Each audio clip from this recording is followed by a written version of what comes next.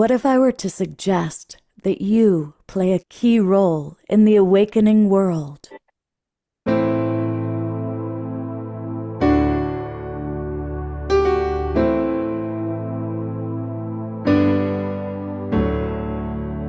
that you are watching this because you have heard the call.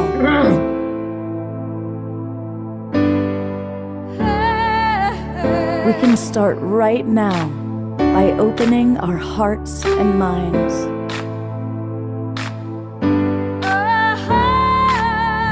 Welcome to the awakening world.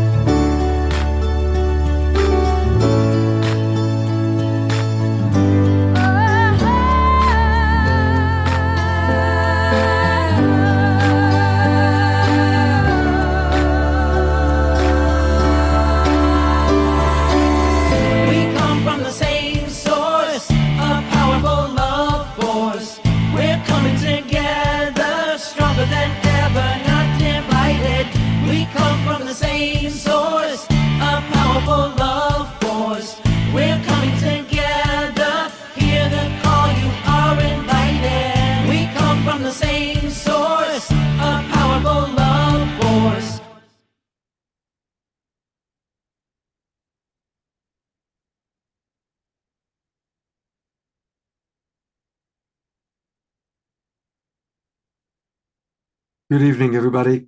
Welcome to the Awakening World. I'm your host, Love Coach Scott Katamas. You know, we've been doing this show for 5.5 years, and we've had so many extraordinary people on the show. And we even have an edition that we do every 6 or 8 weeks called Authors That We Love. But I want to share honestly that my absolute favorite living author is with us tonight. And he's someone who's touched the hearts of so many. And tonight we are blessed to be honoring and having a tribute for our beloved Andrew Harvey. We're going to hear from Andrew. He is with us. That's him in meditation and reflection, waving at us. And we are going to hear from Andrew later on the show. But before we do, we have a lot of friends and colleagues of Andrew's who want to share with him how he's touched their lives. And that includes Deborah Giusti, my co-founder of the Global Peace Tribe, who got all of this started with me 5.5 years ago. And Elaine Kalila Doty is with us tonight. And I know she and Andrew have a most special connection. And from the connection field, we have both Julie Kroll and Teresa Collins, if I can find Teresa. She's here somewhere. And we also are going to hear later on in the program, we're going to hear from Sandra DeCastro Buffington. And joining us a little bit later will be Stephen Dinan, Swami Beyondananda, and we have other special friends who are going to be joining us. It's going to be a very extraordinary evening. As always, we love to start our show with my co-pilot, our house musical artist, beloved Omashar. That would be me, and namaste, everybody, and welcome everybody watching on our streaming partners. And for some reason, I was mentioning in the green room before we came here that I felt full of this night before we've even started. And I didn't realize that Andrew, who I only met through Scott physically or virtually physically a couple of years ago, has been with me pretty much my whole spiritual awakening life, starting with the celebration of Rumi book. What was it, The Way of Creation or something? And my most recent one, of course, is Engoldenment. And dude, you rock, brother. And so that is my soliloquy at the moment. I feel that you're a deep brother. I've been to India many times and know that it is instilled within you the spirit of India and the amazing awakening that's happening there. I won't go any further into it, but I'm going to play a song called "This Beautiful Garden," and I'm just going to get my ducks in a row. Just give me 8 seconds as I change mic source. Got that, and we're going to change this one. Excuse me. And then we're going to go back to here. All right. Okay. All right.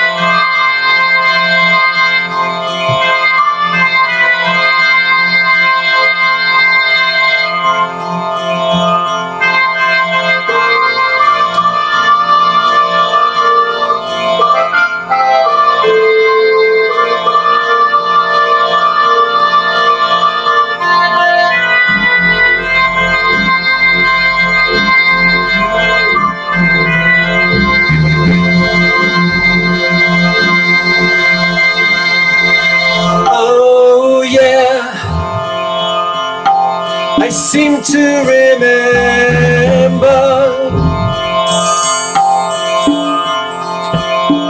the time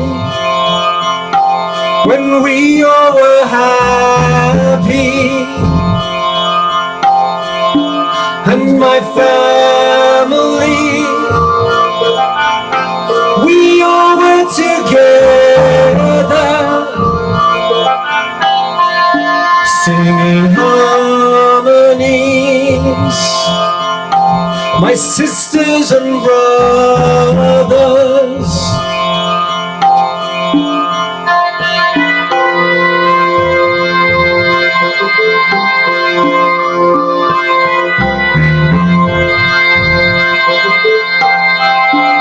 I often dream that we're gathered together, and we all live in this beautiful garden by a river with my favorite flowers, and the trees there, I know them by name. So if you'd like a new life, here it is, here it is, here it is.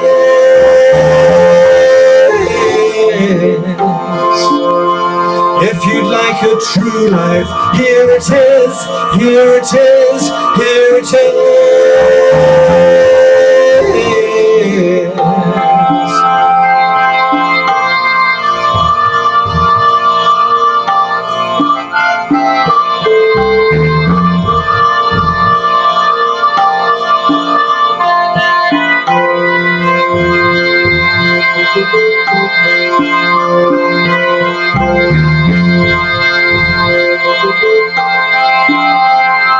We all are born of the great sun.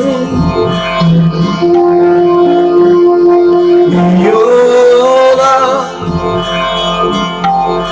beloved golden ones. Do you remember? You're part of the story. Do you remember that you are the glory?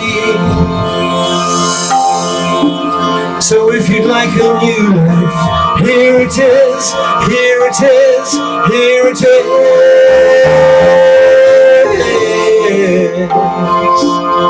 If you'd like a true life, here it is, here it is, here it is.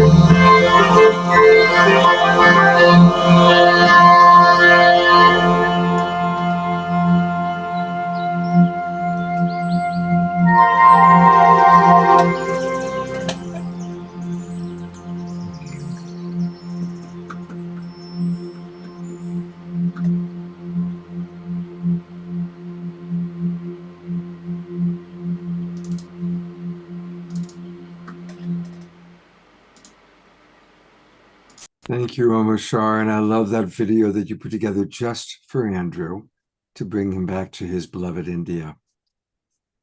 And My thank you, pleasure. Desiree, for all that you provide. Thank you, Desiree. If you want a true life, here it is. What wonderful words, and thank you so, so much. It was so fun, Andrew, revisiting that video, because what happened was I was the one that live streamed it on the time when it was on Scott's show. And I suddenly remembered, hang on a minute, I got Andrew's video here, and I went through it and just cut out a few pieces of it. And I was just taken there. Thank you. And Benares. Right. The whole thing. Yes. Thank you. Thank See you you. so much. Such a beautiful, beautiful beginning. Thank you. And Omashar will be back later on in the show. There's so many messages in the chat box, Andrew. I'm just going to read a few because people are remembering their times with you all over the world. Paige was with you in Colorado. Dr. Laura has been with you in Chicago. Dia Therese with you in Boise. Marianne with you in the Chartres week. And she's going to see you in Paris on October 1st. Dorina Joy is coming to us all the way from Ecuador. Sherry Anderson sharing about meeting you through the Global Peace Tribe. Carol Griot meeting you at a Sufi workshop in Massachusetts at Kripalu, and on and on and on. I'm going to read one message, though, that sums it up beautifully. This is from Carol Craig. And Carol writes, I'm going to remove myself. 3 key teachings that I got from Andrew Harvey. And for anybody who's watching who don't know Andrew, this is a brilliant little consolidation of an extraordinary man's life. But these are the teachings that Carol received. Inner transformation must inspire outer transformation.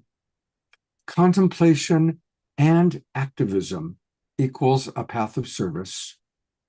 If your spirituality doesn't address climate crisis, poverty, and injustice, it is incomplete. And thank you. Thank you. No.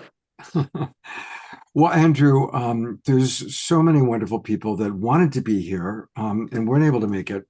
But there's one very special friend of yours that, although she couldn't be with us in person, she has joined us in the ways that we do this now, by video. So give me one moment, because I got to cue it up. I had it here a moment ago. There we go. Here is someone I know you love very much, who loves you.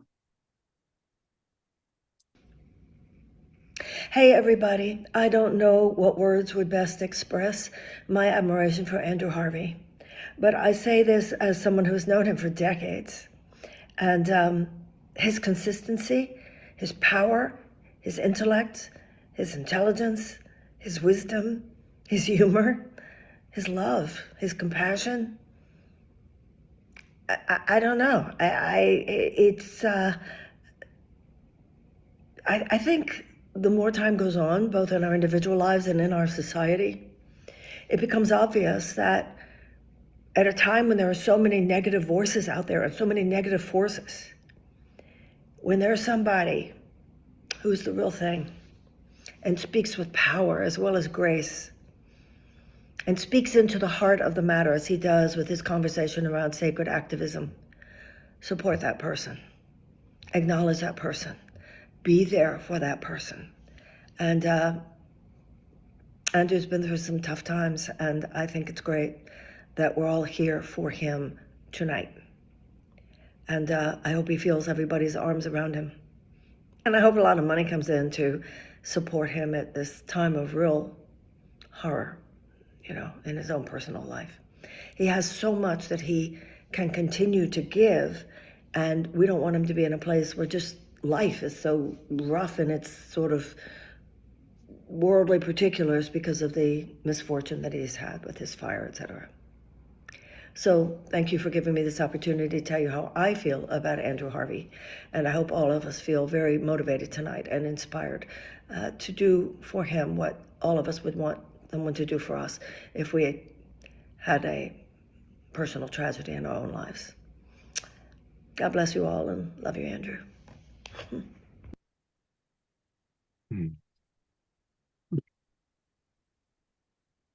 Marianne has always been a huge inspiration for me, and I loved her very much the first time I saw her, and we've been inseparable in hearts. Bless. Thank you so much, my darling Marianne, and I'm too moved to speak more at this moment. Well, that's good because we've got lots of other people here to share their love for you. And next up on our docket is the co-founder of Global Peace Tribe, my frequent colleague, our beloved Deborah Giusti. Thank you, Scott. And it's such an honor that you asked me to be on the show to pay tribute, give support, and transmit big love to one of the most amazing teachers, luminaries, and guides of this time, Andrew Harvey. I'm also honored to be among incredible luminaries that you're going to have on this show. And truly, Andrew is one of my favorite spiritual teachers that I've been following for a long time. The moment I first heard him speak about 20 years ago, I realized he's speaking exactly to the cutting edge of the heart and soul of what my heart and soul is realizing and integrating right now, always right at the time. But not only me, he speaks to the mass soul tribe of what we are experiencing, what we are learning, what we are evolving through, and supports us to the next level of the awakening of our soul tribe. And the soul tribe I'm talking about is the soul tribe that this show is based on, the Awakening World. And all these souls are a massive soul tribe that have come to the planet at this time for the awakening that we've been experiencing for actually over 50 years now, level by level by level, and is now escalating more than we could ever imagine. And Andrew's personal experience, his wisdom, his knowledge always addresses the cutting edge of what we need to hear. And he involves himself deeply, personally in these transmissions. So we really get to understand the level of passion, pain, and presence that comes from these experiences. And he tends to show up in my world exactly when I need to hear something to punctuate it as the universe is speaking to me. And I'm talking about all these life evolutions and consciousnesses, evolutions that we've had over the last 20 years. The first time I think I saw him, he was talking about the mass awakening 20 years ago and the ascension. I think it was one of the first times I heard this word. And my soul went, yes, that's what I'm feeling in me. That's what I'm here for. That's what my whole life has been about. And he spoke to that very clearly. And then he started speaking about the divine feminine and his alliance with Mary Magdalene and how she is here coming through all of us to be a teacher. And yes, that's what I was experiencing. That's what I felt. And he articulated that for me. I even saw him in Italy, cosmically ran into him and his whole workshop group as he was going to a church that really honored the divine feminine and doing ritual there. And then in 2012, I remember hearing him and he was saying, no, it's not about that the world's ending. We are shifting to the next level. We are here to build the new earth. And yes, I heard that and I said, yes, that's what it's about. And so many other teachers were working with that as well. And then, of course, sacred activism, which is so important now because all of us need to dig in, have our gifts come out now. It's showtime. And it's when all of us come forward in our sacred activism that we are going to unite and transform this world. And we know that. And he is the cheerleader for all of us for that. And then again, he does it again. He goes through another horrendous experience that anyone could ever go through in life, going through the radical initiation of losing all your possessions and one of your most beloved family members, his cat, Jade, in an instant. And there's nothing you could do about it. You can't put it on rewind. The world is going into a dark night. You can't change it. You can't choose something else because it is what it is. You have to really use all the tools in your toolbox, accept it, learn from it, evolve from it, and rise as the phoenix. That's the only choice we have. And as a spiritual luminary, you have to walk your talk. There's nothing else you can do. And what he went through is not unusual because all of us are going through it now on some level. Just Andrew is one of the bigger spiritual teachers, so he goes through some of the bigger lessons. That's kind of how it works. But I myself have been going through it. Oh, yes. I got diagnosed with breast cancer a year ago, and the solution that the hospital gave me was a double mastectomy. And I did not want to be deformed for the rest of my life. And at that time, my mom went into hospice.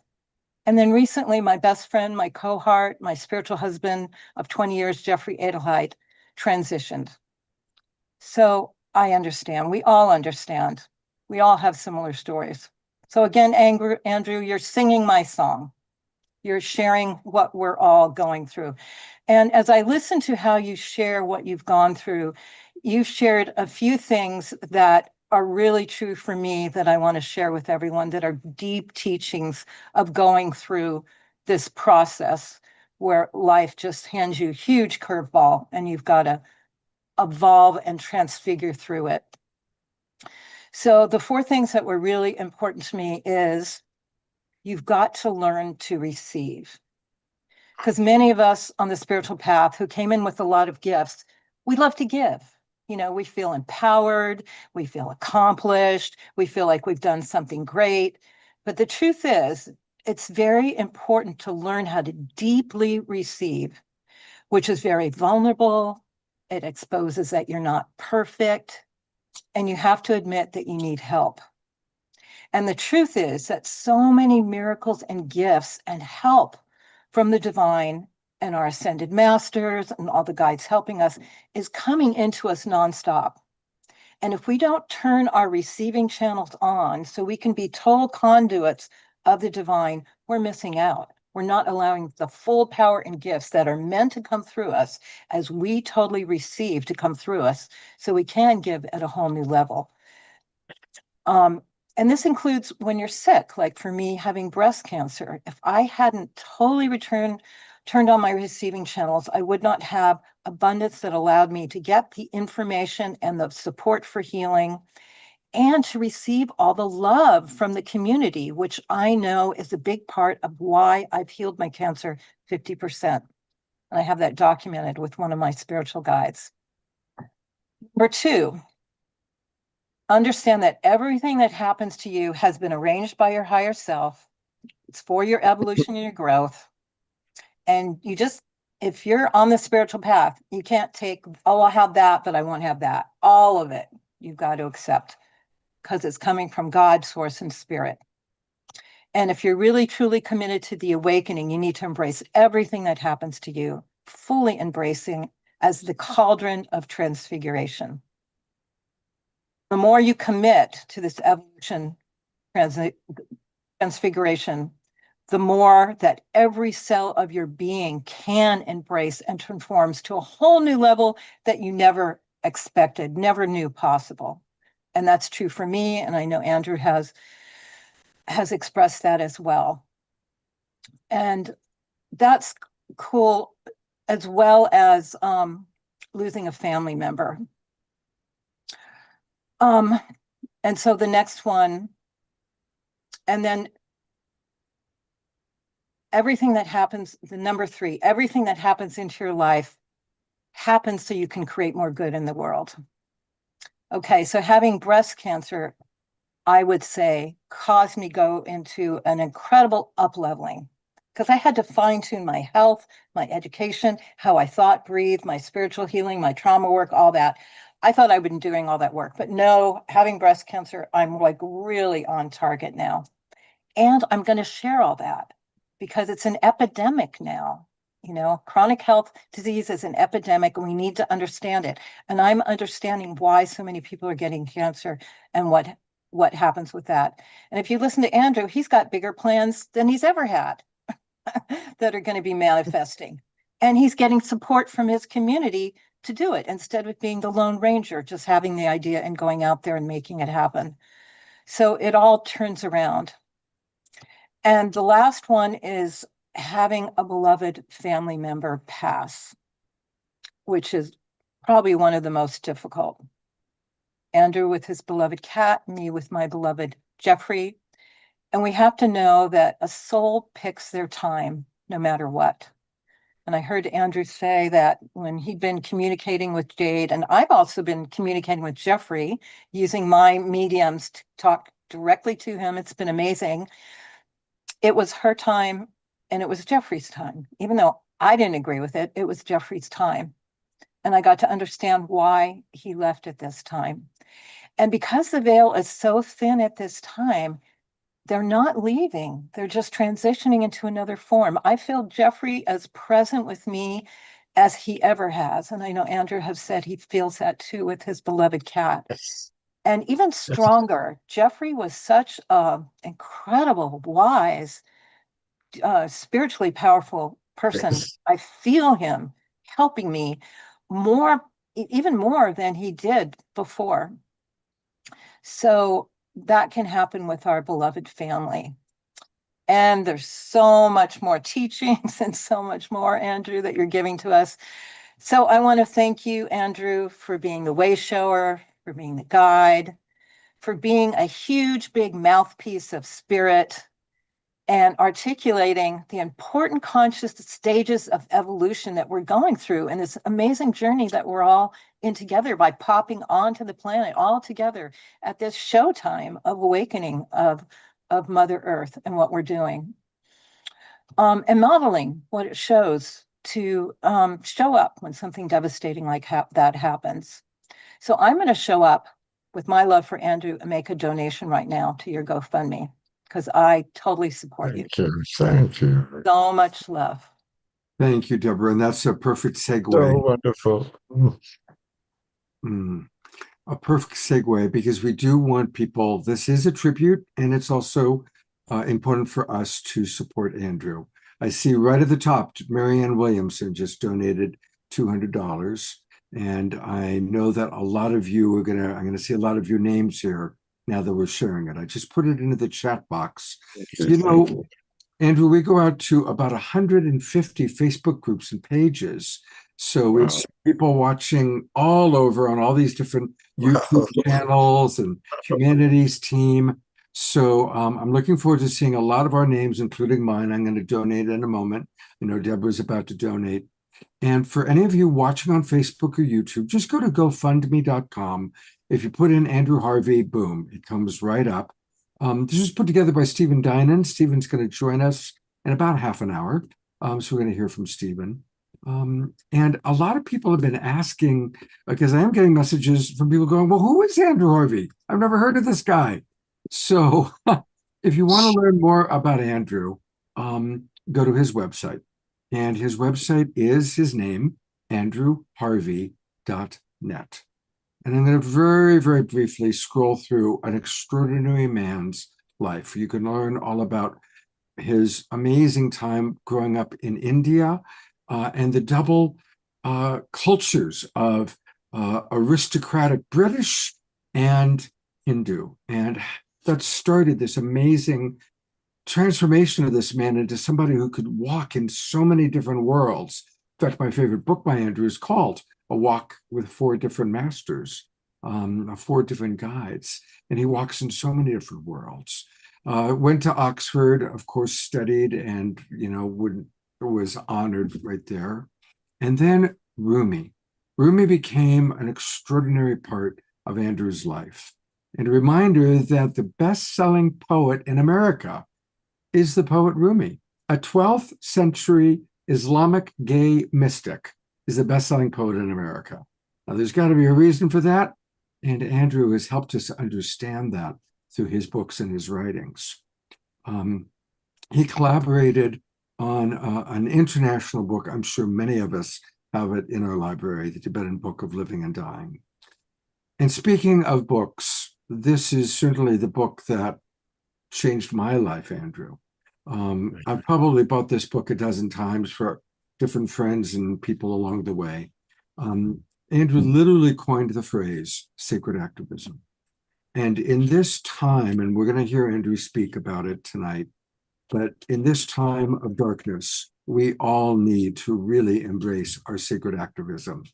And I love that Andrew's book about sacred activism is called The Hope. And that is so important. Thank you. Thank you. Thank you, Andrew. So you can learn much, much more about him. There have been many films, many books, and definitely go to andrewharvey.net and get some of the wonderful resources he provides. And we are going to continue with two amazing women that I love. Julie Kroll is with us, and Collins is with us. And they are both the co-founders of the Connection Field, which is bringing a lot of hope and joy and goodness to all of us. And so take it away, ladies. Yay. Oh, Andrew, I'm so happy Lovely to be see here. you. It's so good to see you too. Yes. I didn't prepare anything to write because how do you prioritize what even to say here? And I love that Scott's went through your body of work because you've meant so much to me on my journey. The Dr. Julie Show, All Things Connected. I think you're probably the most number of shows guests I've ever had. Like it would be, we had every book that come out. It's like, Andrew, let's do a conversation. And then it would be like something happening in the world. And I'd say, Andrew, let's have a conversation. So back, I think in 2013, and man, I think probably a dozen or more shows that we've had together and did some private video things.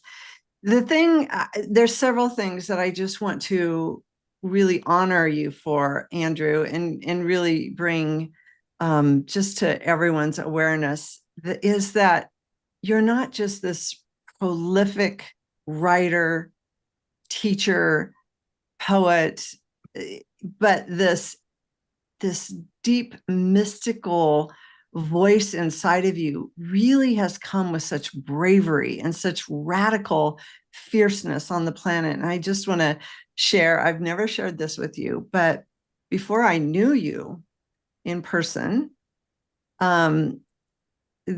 last year, I got asked, what are your 10 most top spiritual books ever of all time, like that influenced you?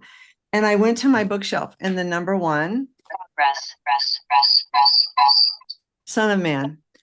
I remember picking this up in my late 30s, going, finally, someone's talking about the mystical Christ in a way that we can breathe it, live it, and not fear doctrine and theology and dogma. It's just like, be this now. And I love this. I love this. I just want to show you, like, look, it's still on my bookshelf with all kinds of yellow ink. Like it looks like I prepare for my podcast, right? But that book was my number one, Andrew. So thank you so much for that. And then you've also, besides just being this, Direct Path, all of those early books and this deep spiritual voice, spiritual activism is amazing. But you've also, for me in my life, you connected me with so many people that really made a difference. You introduced me to Monica Sharma, Carolyn, and Jill and Scylla, and like so many people. And you're like, you need to meet them and we need to get their message out and you really influenced a big, large body of work by integrating people and bringing more human touch into this spiritual journey. And so I just want to thank you for bringing this divine human forward. And now is our time. I'm so looking forward to collaborating and supporting all of your next chapter in Thank you, this, Thomas. yes, this Phoenix moment, because now is the time for us to bring the divine, the embodied divine human forward in sacred activism. It's like, okay, we're not talking about it anymore. It is time. And by the way, I had a fire when I was a young child too. Complete, total loss. Yeah, when I was probably 12 or 13. So just sharing that. Yeah. Bless you, my darling. So Mhm. happy for our friendship. And I know it will dance along until we both die at the same moment. Yeah. Thank you. Yes. Bless you, Judy. I love these stories. I love these stories so much. And I love, Julie, that there's such a lineage that we kind of share. And so, Andrew, I met you the first time in 2024 at Chartres Cathedral. Barbara Marx Hubbard was sick at the last minute, and they sent me in her place. And I was like this young girl from Hawaii wearing the wrong clothes in Chartres Cathedral. And we had Carolyn Mace and Lynn Bell and Apila and Jim and you. And I ended up going for 7 years with you guys. I ended up going the whole time. And I was trying to find a picture in the center of the labyrinth because I have one of you by yourself in the center of the labyrinth. And what I remember most, Genoa, and making sure Wow. everything is beautiful. And there was all in our little plays that we would do in the courtyard. You were such an instigator of play, I remember. And I also remember that as kind of a newbie in this kind of group of some real heavy hitter, wonderful people on the planet, that you made me feel so at home and Oh, so darling. comfortable. Like Carolyn Mace, she loved to give me a hard time to make sure I was the real deal, right? And everybody had their little thing. But That's Carolyn. you always just had this playfulness that allowed me to have my playfulness be okay. And then the combination of, because I was with Barbara, our crisis is a birth. And that's what you said when you first came on today before we got on the call with everyone around what just occurred for you, what you feel like's happening on the planet right now, that we're in that moment where there is a shared moment of pain. There is going to be something that's going to cause us to actually wake up because that's how life does it. It brings a system far from equilibrium. The everything gets shaky. The old has to break apart, and then the new needs to come. But we have to grieve the old. We have to learn how to let go and let something new come. And you've been saying that, and you've been sharing it. And I feel the embodiment of it. I think that's what's happening for all of us. We had this idea, our crisis is a birth. We had this idea that there was an That's it. happening. And then we had experiences that helped us to start breathing and believing it a little bit more. And now it's so in our cells because we're in it all the way. And there's no way out. And we know that it's coming. And I just want to celebrate you from that moment that you made me feel safe and you made me feel welcome and that you inspired everyone there to have joy while we were facing crisis. That's what I remember most about you and love about you. And yeah, bless you, my friend. Thank you so much. Thank you. Look, I got God. a Jen Moss silk up on the Yeah. wall. Oh, she's so. Talk about joy. Wow. How can I? Joy is the power. Let's face it. Yeah. Yeah. Thank you, Andrew. And I'm so sorry. I'm so sorry that you had that fire. And I'm so sorry that you lost your little kitty. I know what that would be like for me. So I just want to hold you in my heart and just feel that, let that all be present. And then also know that we're all here to support you with whatever's next. And thank you, Thank you so Scott, for much. inviting us to do that. And I'm going to take a minute to donate. And yeah, keep shining because the mother has your heart and she always has and she always will. And she's Yes, never yes. going to stop, ever, ever, ever. Mm. Oh, oh, thank you. Mm. Never, ever, ever. Ever, ever, ever. I want to share with Andrew and our entire audience that Julie and Teresa have created something very special called the Connection Field. And it's where a lot of us are gathering. You know, we all gather together on Wednesday and Saturday nights through the Awakening World, but we're all gathering now through the Connection Field as well. And they just launched this wonderful program, Catalyst, which I went to, is on Tuesday, September 9th. And it's an extraordinary group of people. There's all sorts of events going on. The Love Infusion Hour on Fridays, regular meditations with Kali J. So I want to encourage everybody, if you have not signed up yet and joined the Connection Field, go to connectionfield.net, connectionfield.net. And is there anything that either of you want to say about what's going on with the Connection Field? Well, Scott, you called it Catalyst, which is a good name, but it's called the Catapult. The catapult, you're right. Catapult. And Love catapult, that's it. yes, you're in the catapult right now, Andrew, and you're like so far ahead. Like it's like boom, and here we are. It really is the time on the planet. And we were talking about this this time earlier, Andrew, and it's like from my research and from my intuition, but so many of us are talking about, not only is it the ancient wisdom traditions that are saying now's our time, right? Prophecy, indigenous traditions, but also the astrology is Very coming much now so. going, this is different. It's different. It's not like another, It's this is the time. unprecedented. This nothing has never happened before. And it's never happened before. And then the human readiness. So those are like the three strands of convergence now of we are so ready. Humanity is so ready, looking at what's happening around us.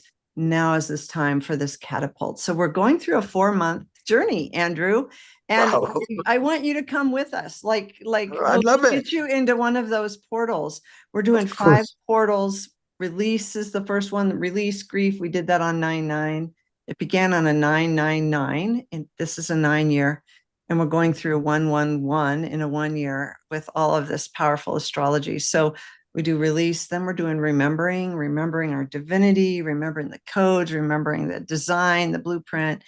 And then we're doing embodiment, which Teresa just mentioned. You know, we're now all moving into this embodiment. And then we're aligning in December, aligning not only with our systems and structures, realigning to this new divinity, but also aligning with the stars and aligning with what's happening so that we can come out in 2026 That's and so really emerge. important. Yeah. Yeah. That's- So Aligning is the real one now, isn't it? yes, yes, yes. And we're doing it as a community for real, you know, because we have been talking about it for a long time and we have been having experiences and we have been kind of opening to believe it, but now we got to walk our belief, right? So we're inviting a community to move through these portals with us to really spend this month That's releasing wonderful. what's come before and then embodying what we believe and aligning with the aliveness of the world and knowing that we're heading into some rough times. So if as a community, we can choose to open to what's emerging inside of us, that we're going to have a better chance to navigate these challenges like your fire. And to help each other, really, to help each practically, other. Yeah. because it's going to get very gritty, raw. Here I am, standing here, but many of you are going to be here too, where I am. Yeah. And your compassion today will bring compassion to you. We've got to get real about what's coming and be really prepared to strip ourselves and give to each other. I've done it for years because that's my nature. I know many people out there have done it. I know I find myself in need of it.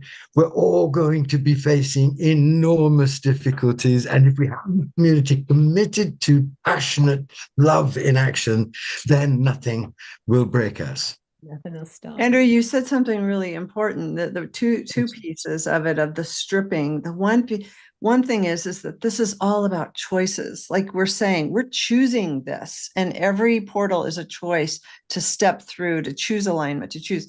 But what you said was the stripping is we're saying the era of separation is done. It's over. This is a completion of completion. We're moving into the unitive age. We're done. And so we're consciously choosing to say, no more.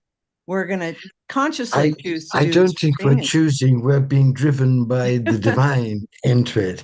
And we think we know what it is, but actually we wouldn't choose it if we did know because it's too extreme. Yes. Our Yes. soul is choosing it. Yes. We're And choosing the readiness of it. Yes. yes, Yes. We're yes, choosing to say, yes, okay, we're here. yes. We're Let's, here. we're And here. then it happens, and then you wonder why you chose it, but then you get to find out, and you're so grateful because it's so much more amazing than you could ever have imagined. It's more terrible and more amazing. That's been my experience, and I'm sure it's been yours, hasn't it? Yeah. Yeah, absolutely. I think we're And we need choosing each not other to now resist. because it's simply not doable alone. We can't do it alone now. Right. Yeah, we Oh, can't. anyway, shut up, Andrew. But how lovely No. that we're doing this. No. Encourage everybody, please take this gorgeous journey with these two wise and amazing and skilled people who have spent their lives really trying to help people join the evolutionary journey. That's the only game in town now. Yeah. Thank you, Andrew. We love you so much. I'll be there in any way you want. Mhm. And to go straight into the catapult, go to imaginalsouls.net. It's not .com, it's imaginalsouls.net. And that's where you can learn all about it. It just began. And I was blessed to be there on Tuesday when it launched with over 200 people. And it's a wonderful group of people. And the speakers, the presenters, they're all our favorites. So thank you, Julie. Congratulations. Thanks. So much work of every kind has gone into this. Wonderful. Congratulations. I just donated too. Everybody, let's just give what we can. It's so important. It'll keep Absolutely. coming around. Yeah. Thank Well, you. speaking of donations, people are donating, and I'm really proud. I'm going to actually acknowledge some of our wonderful people that have just donated because the donations are flying in. All kind of started with Marianne Williamson. So thank you to Carol Gilo, Gary Bedham, Thank you, Dolly. Thank you, Nicolette, Dolly. Emily, myself, Carol Simus, Joanne Brem, Wow. Deborah Giusti, Jerry Anderson, Sue Barnum. Some guy named So, Anonymous keeps coming in over and over. And it all started with Marianne 1 hour ago.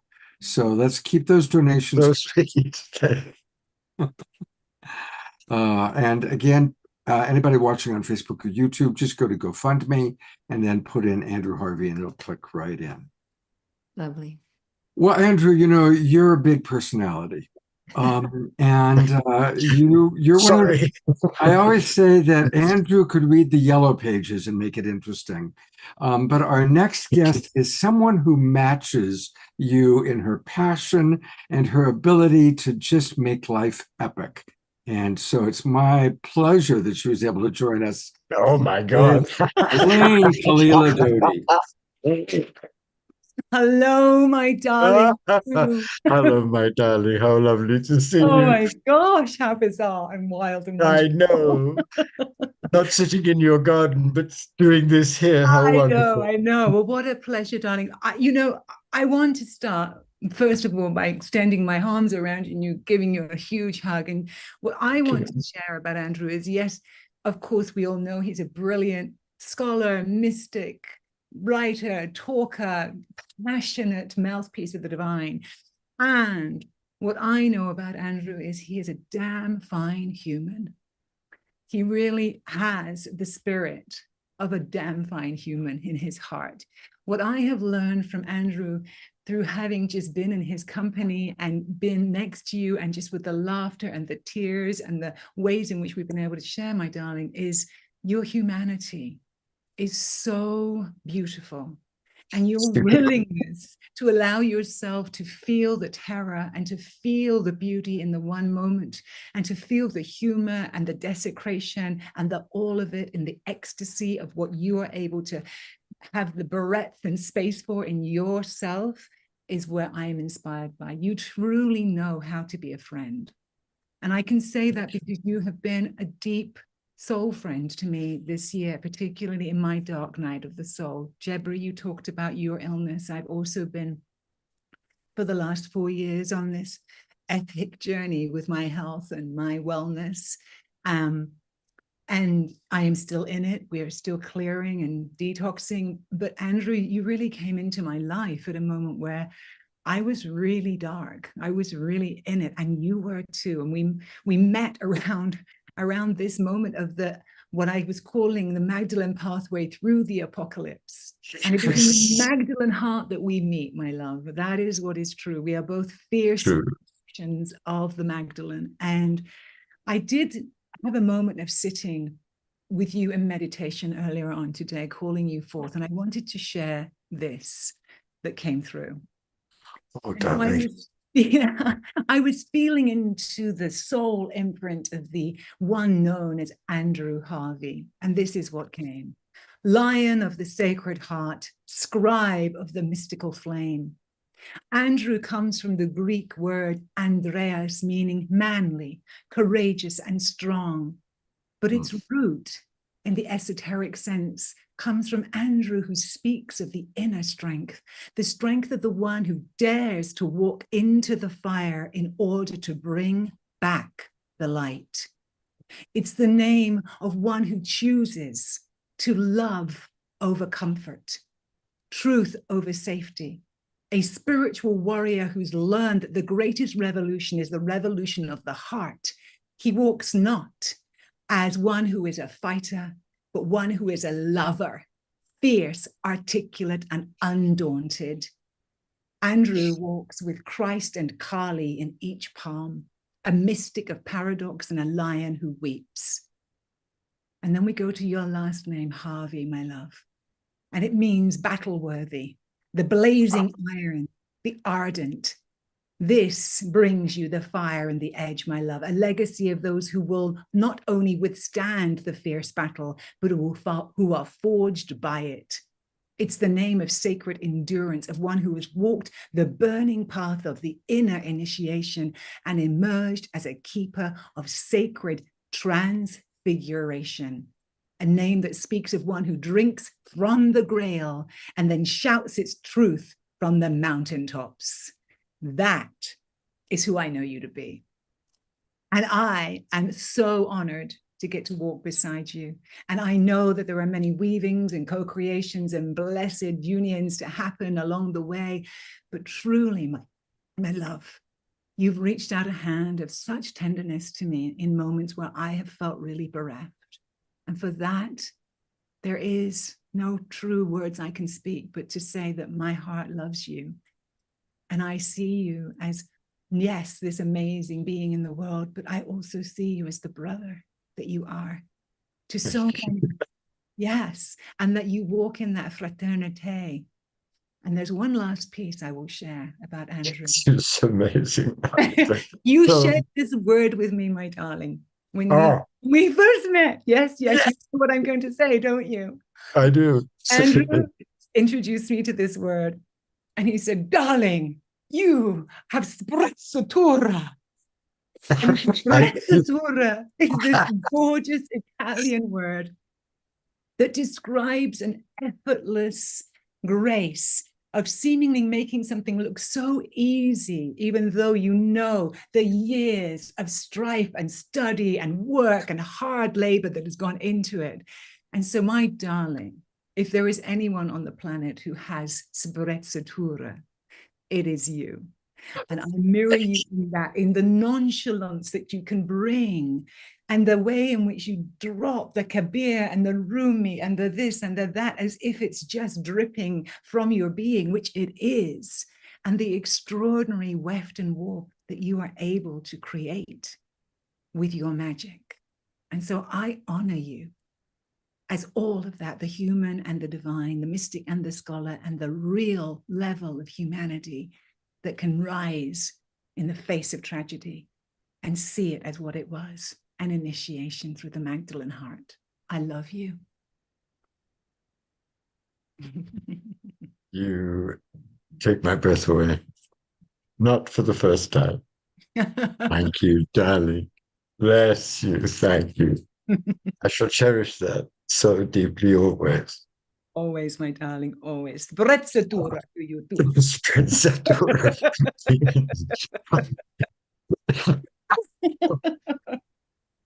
Thank you so Oh my much, God. Leila, for being with us. Oh, Leila bless is you. going to be back on, Andrew, in a month. We're doing a show dedicated to Mary Magdalene and the wisdom, and Kalila and Eden Amadora and others Oh, are going to be with us that night. So it'll be a very special night. you know, everybody, there are many people who, thank God, are discovering Mary Magdalene, but there are very few who have plunged with heart, mind, soul, and body into the depths of this tremendous mystery that Mary Magdalene is and always will remain. And this one, Sprezzatura Lady, has really done it. An amazing wildlife, an incredible nature of fearlessness, and deep, deep knowledge. So please do have the real joy of drinking from her Magdalene cup. I have only just begun to drink, and it's sent my head spinning like Sybil, what she's able to do. Do you remember Sybil in The Exorcist? Amazing Well, likewise. wisdom We've been and spinning joy. each other's heads and hearts. Well, that'll be a wonderful, wonderful night. And that's Thank you. October 18th, which I think is 4 weeks from tonight. So thank you so much, Kalila. Blessings. I see I'm Stephen so Dinan wonderful. just joined us. Stephen, we'll be with you in a moment, but we have one more guest before we bring Stephen on. And it's a soul sister of a shared experience. You met her briefly during kind of our green room. It's my friend, Sandra de Castro Buffington, who also Yes. lost her home in the Palisades fire this year. And she is an extraordinary, she is the embodiment of sacred activism, Andrew. Her life, as I've learned so much about her, is all about really being of service to others. So I'm glad I that know. I I can be remember Sandra so well. Hello, darling. Hello, Andrew. Hi, sweetheart. This is such an honor. I am going to speak from an inner place. I have nothing prepared. I am just here to honor you and to walk with you through the fires. We both lost our homes. You lost your beloved cat, and I lost my beloved son. Not in the fires, but 10 months prior. And it has been, and is still, such a transformation. I may never understand it here, and that is okay with me. This is a soul journey. Andrew, I met you at the 2009 UN Climate Change Conference in God, yes, yes, absolutely. Copenhagen. Oh, In Copenhagen, and I got to hear you speak. I was so deeply moved. I'm going to tell you some of the things that have changed my life, but I want to tell you, we had a side conversation and you asked me what I did. I told you a little bit about it, which I'll share a little bit in a minute. And you looked at me and you said, "You're a secret agent. You are a secret agent," you said to me. And it made me laugh. I am a secret agent walking on this planet. And, you know, part of that, and now let me get to how you've really changed my life, because I also got your books after that meeting when I returned to the US from Copenhagen and started reading about sacred activism and the way that you were framing this. You know, I had been walking through life with a sacred connection and a spiritual practice. That was part of me. The other part of me was being an activist in this. And the two could never really meet. In my meditation circles and in that sacred environment, there were not many activists. I'll say that. right, of You know, course not. there was some deep practice, but there was a lot of talk, but there wasn't a lot of doing. Oh, And yeah. then on the doing side, on the activism side, I absolutely could not mention the sacred. You know, I would do my practice before I would get out there and do my thing, but I would never talk about it. It was covert, not overt. And I think that's what you picked up on, and you said secret agent. But just as you articulate in your books, what happens to the activist who's not grounded in spiritual practice is burnout. And I walked through a dark night of the soul. And that was right before I met you. I think, yeah, the year before I met you, I'd gone through the dark night of the soul. 3 family members died in 6 weeks, there and other things. There was a lot of transformation. And I stepped out of my activism work.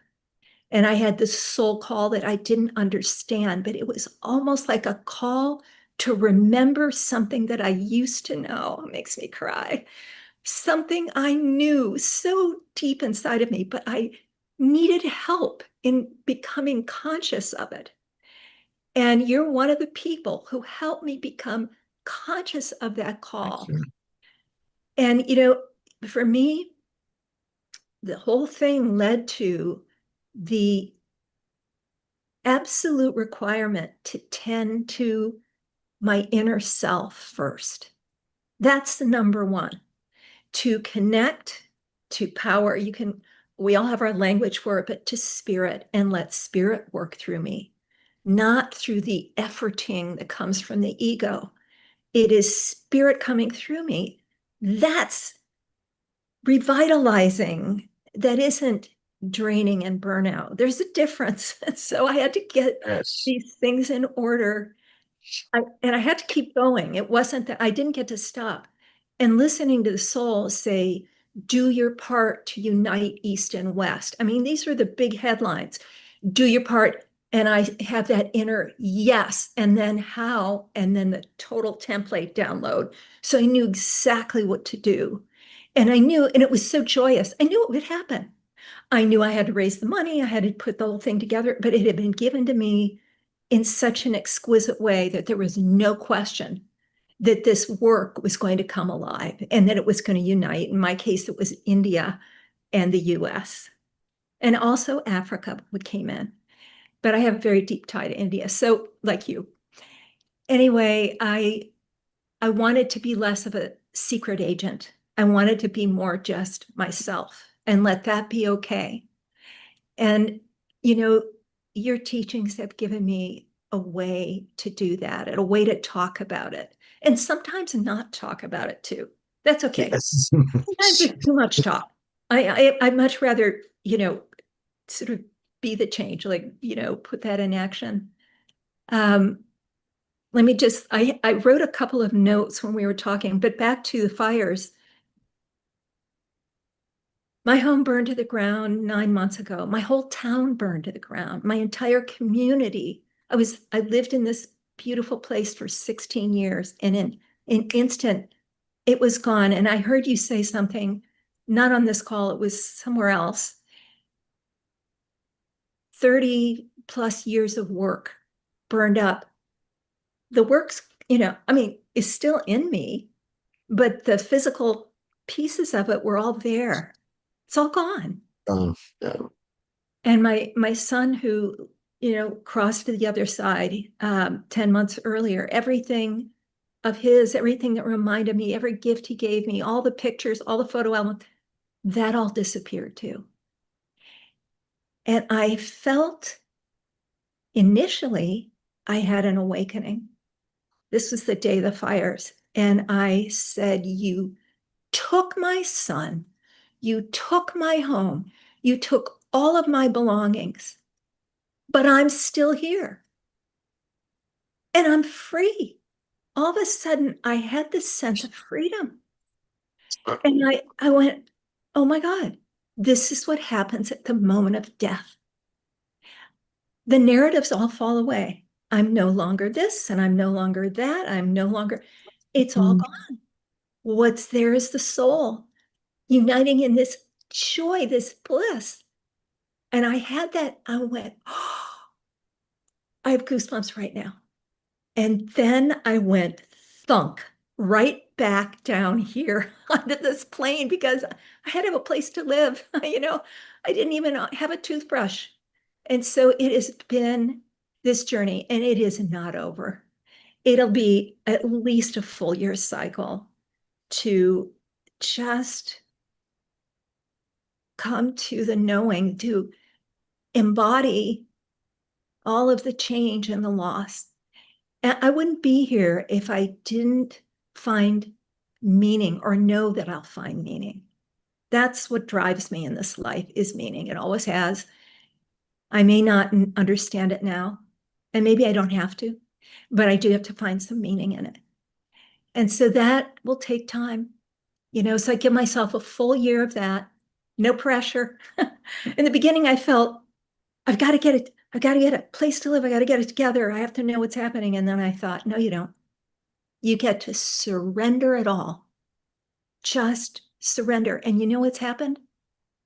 Just like what's happening with you tonight. So much love has come from community, from people I know and love, and from total strangers. People have come to me, just shared their hope, their strength, their things, their love. And one person is here in the room tonight, and that is Scott. And I'll tell you, the day my home burned to the ground, I saw it on a TV screen. Scott, who I didn't know very well at the time, texted me, "Are you all right? Are you safe?" And he has texted me every single day since my home burned to the ground, expecting nothing in return, not expecting a lengthy reply, not having to fill in, just letting me know, you're on my radar, you're not alone, I'm here. That is sacred activism right there. Oh, yes. And, sometimes we think it has to be the big things, the big global change things. That's what I'm into, the big global change things. Sometimes the presence and smile and saying good morning to someone will save their life. Yes. It can be that small. It's just that love. And so that's what we're doing here today, Andrew, is loving you. Thank you for talking about Thank you, darling. creating space we can talk about love and light and ascension and consciousness and all those beautiful waters we swim in, and loss and pain and darkness and the dark night of the soul, because that's part of it too. And very few people allow the whole experience. And I so appreciate that about you. It gives you the authenticity and the gravitas that makes you real to me. Thank you. And I love you. I love you, darling. I just wanted to say one thing, thank you for your amazing blessing on my life. But I found it's not that you look for meaning, it's the meaning is looking for you. Let meaning find you. Yeah. Because any meaning you come up with won't be the meaning. It's so extraordinary, especially after total devastation. None of the old meanings mean anything. No. You have to wait in complete emptiness for something you never imagined to find you and reveal itself to you. That's what I found. Does that make any deep sense to you? Thank you, Andrew. You are so close to being irradiated by something completely unimaginable. So forget the old meanings, embrace the astounding new, is what I have learned, honestly. And we had such marvelous conversations in Copenhagen, and here we are again. And something I would love to say to everybody. It's not a meaning of the past, it's the meaning of the future that's coming towards us. Let's be open to it. Thank you for that, Andrew. Yeah. Thank you for letting me say it. Thank you. Yeah, it's so much Love to you, darling. Thank you so much, Sandra. Beautiful. Thank you for sharing. Wow, it was so wonderful. Love you, Scott. Love you too. He's such a beautiful person, isn't he? Thank you. Well, we have been going to this GoFundMe throughout the evening, and the man who got it all started and made the very first donation is Stephen Dinan. And many of you are familiar with the Shift Network, and Stephen is the man behind the Shift Network. And so I'm really grateful that Stephen is able to be with us in person. Wow. And here he is. Here's your friend, Stephen Dinan. Hey, Stephen. Hello, my dear man. So much, Andrew. I Well, love you too, I'm my sorry that friend. I just was able to join just now, but I sort of tend to be on daddy duty on the weekends. But it's important to be here because, and Sandra, what an incredible, moving, blessing offering you just made. That's so straight from the heart. And I feel like I should also just talk a little bit about the arc of how Andrew has impacted my life before we talk a little bit about why his voice is so important now. Is I was 23 and I'd had something of a spiritual awakening, and I was sort of trying to translate it through like a mental framework in one way or another, more Buddhist. Went to this California Institute of Integral Studies, and Andrew was so freaking fiery and intense and passionate. And I would sit in his classes and just like feel like my hair was getting blown back and my heart was getting like pulled out of my chest. And I'd be like, whoo, just to take it in. He's mellowed a lot, but 30 years ago he was far more fiery, and I feel like he shook me out of so many levels of complacency, little places that I could hide out in my cool mental models. I was studying a lot of Ken Wilber back then and integral theory, and there was just like a way. It was this kind of this liquid fiery heart, just like like a lion kind of coming in after me. And I felt so transformed. It was different than any class studies I'd ever done because I felt like it was a mystical transmission.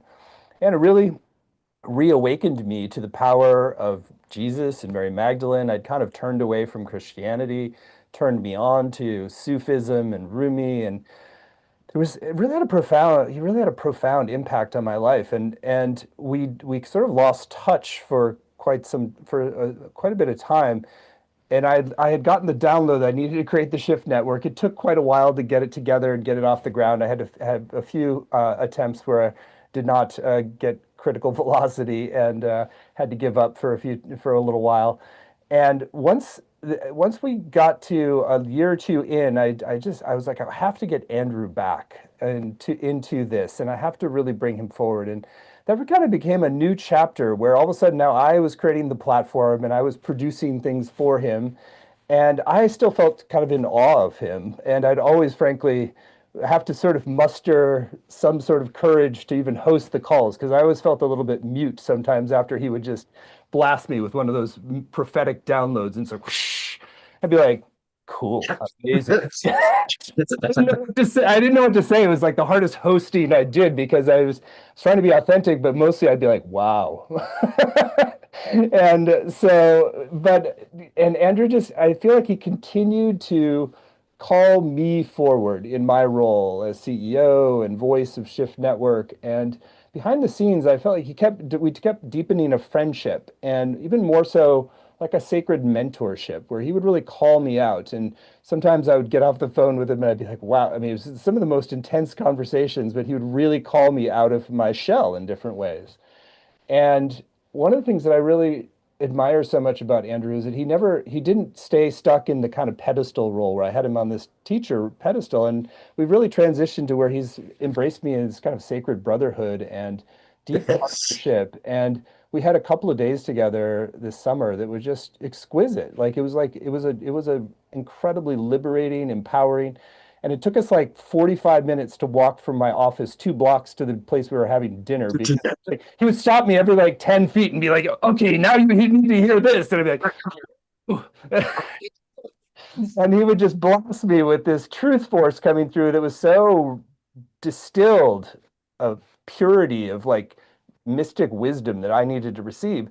And he'd also called me into doing the same for him. And so I feel like there's a way in which you've really modeled for me, Andrew, like how to be a prophetic channel to allow a divine voice to speak through you, but also not to be attached to that or to be inflated around that, to be humble with that, to let this power move through you that really can shift lives and open hearts and crack things open that need to be seen. And to do so with like deep humility too. And it's really beautiful to be the recipient of that and to be in Oh, relationship with thank you, that. Susan. Oh, And so I really feel, and we've done more courses with Andrew than any other faculty. And it's not because like that always made the most business sense, frankly. It was more like we need to keep getting his voice out there. And there's all these different facets of a larger diamond that he was articulating and moving through and really drawing upon every major mystical lineage in a way that honored them and called them into a next level of synthesis too, a kind of a global spirituality that is whole and embodied and sacred and reverential and integrates activism and transcendence and it's a magnificent vision of the divine human that is birthing. It is the Christ force integrating all the different traditions, the masculine Christ, the feminine Christ, the sort of the whole enchilada of spirituality pulled together in one really beautiful way. And he's done it with this mandala of books, a mandala of courses. I think we have, I don't know, at least 50 courses or more that he's taught and 40 some 50 books. I don't know how many books he's done, but when you take it all together, it's like this diamond of emergent, global, awakened humanity that is being painted out of all these wisdom streams. And I'm just so grateful that we have been able to bring that wisdom forward, that I've received so much of it myself, and that I have been blessed with your friendship, Andrew, and that you sort of really see me and honor me in a way that goes deeper than I experience almost anywhere else. And so I'm just really blessed and honored to be your friend and ally and partner in transformation. And so, it was, of course, natural that wanted to kick off this campaign for you because in talking to you in the aftermath, it was so clear that this was going to propel you into the next phase of your service on the planetary scale. And so we needed to sort of both do the repair work financially of what needed to be repaired and also the blessing of what is still to come, and that those two things are part and parcel of the whole thing. You've been freed to be the highest synthesis of all your work, to be the embodiment of all you've taught, and to really go through the flames and come out as the gold of awakened divine life. And so I think this is your time, and you are the prophetic voice that we most need right now, I believe. And so I see this fire as a divine blessing that is calling you into your planetary service on the next level. So let's pour our energy behind that. There's really no better place to put some money if you want to have an impact on the future of humanity, putting money behind Andrew's voice and presence and initiatives. There's so many beautiful ones that we've talked about, and that I'm sure you've talked about some here tonight, or you can talk about more of them. But it's there's a way in which so many people have been touched by your books, by your presence, and this is also an opportunity to offer a sort of a consecrated blessing back of gratitude to say, this has been a hard initiation for you, and so we're going to help you through this. And it's been amazing that we have $213,000 of blessings that have been poured upon you as a result, and it's a sign of how many people you've touched, Amazing.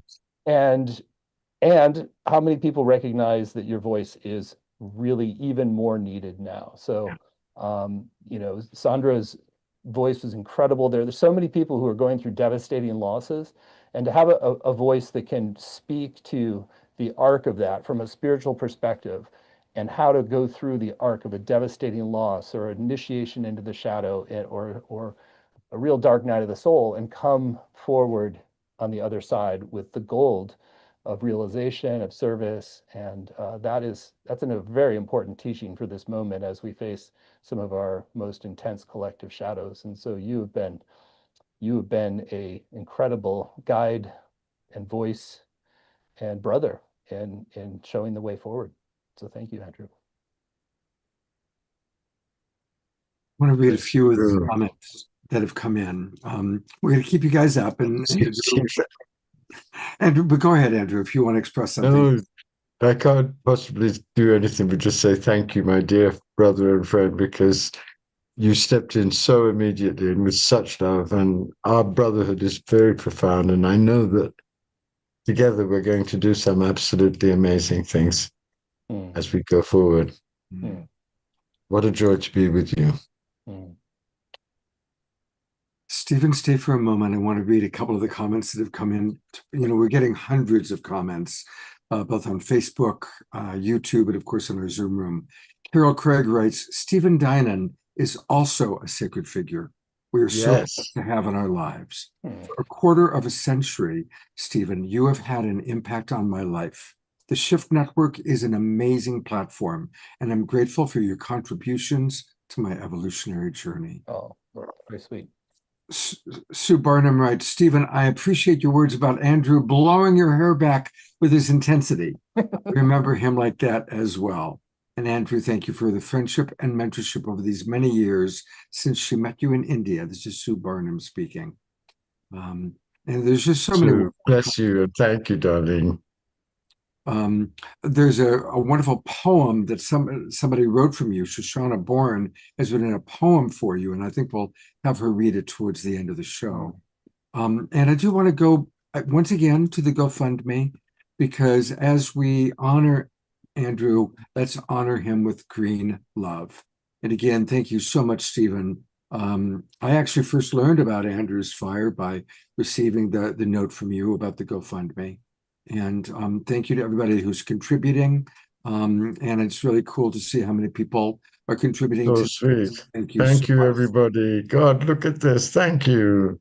Yeah. So everybody, if you go to GoFundMe, put in Andrew Harvey, and we also have put the link into the chat box. And Stephen, we have a lot of your Shift Network people on the Awakening World. Last week, Hope Fitzgerald was on, and we were promoting her Shift Network event.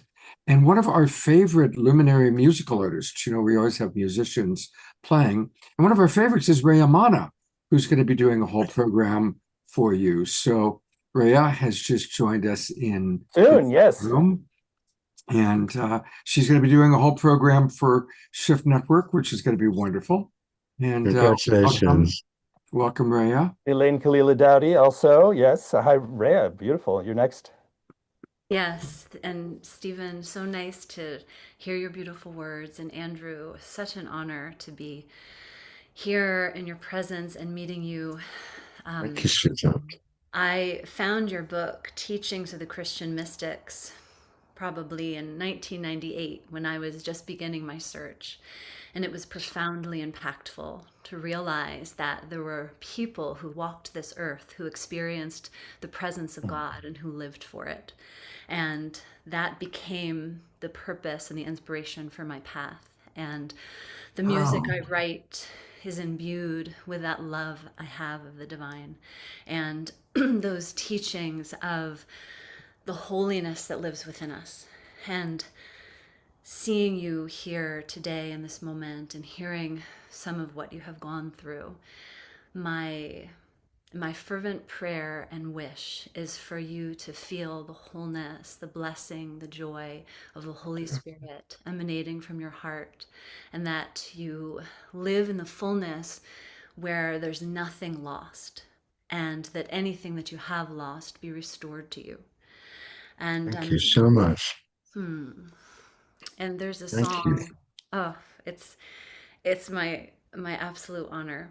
And there's a song that came through recently, and it speaks to this holy nature of our divine vessel. And it felt appropriate to sing it for you because with the work that I've seen you do in the world, it seems no better honoring than to give back to the teacher that which he has spent his life living. And I see you as this beacon of light and a dwelling place for the Holy Spirit to move through this world. So it would be my honor to share this song with you that speaks to the holiness and sacredness of our body temple, of our world, and through our words and through our love, may the sacredness be realized upon the earth. My body is a church, my heart the living altar. The forest is my temple, the mountains are my oracle. My body is a gift, adorned with sacred pathways, like the trails that lead to fertile fields and flowing waterways.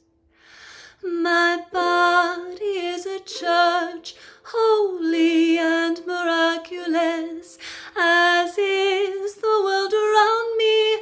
The waters are my sacrament, the ground beneath my feet is as hallowed as it gets. Oh, creation singing praises to life immaculate. Beautiful, beautiful, this blessed life I call my own. Beautiful, oh beautiful, this holy ground I stand upon. My body is a church, the place I go to worship. The forest is my temple, my heart is how I connect. My body is a church, my soul ordained by the Most High, in service to the intelligence of the great architect of life. Oh, love pours through the fabric of all of space and time, and we hold the magic that makes the world divine.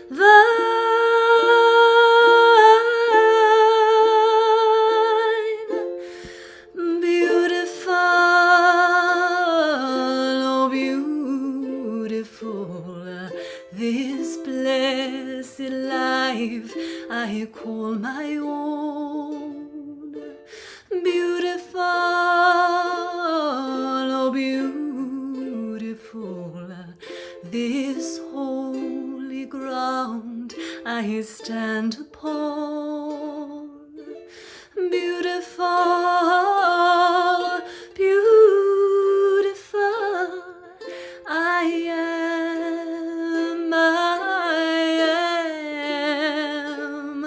Oh, beautiful, oh, beautiful, I am that I am.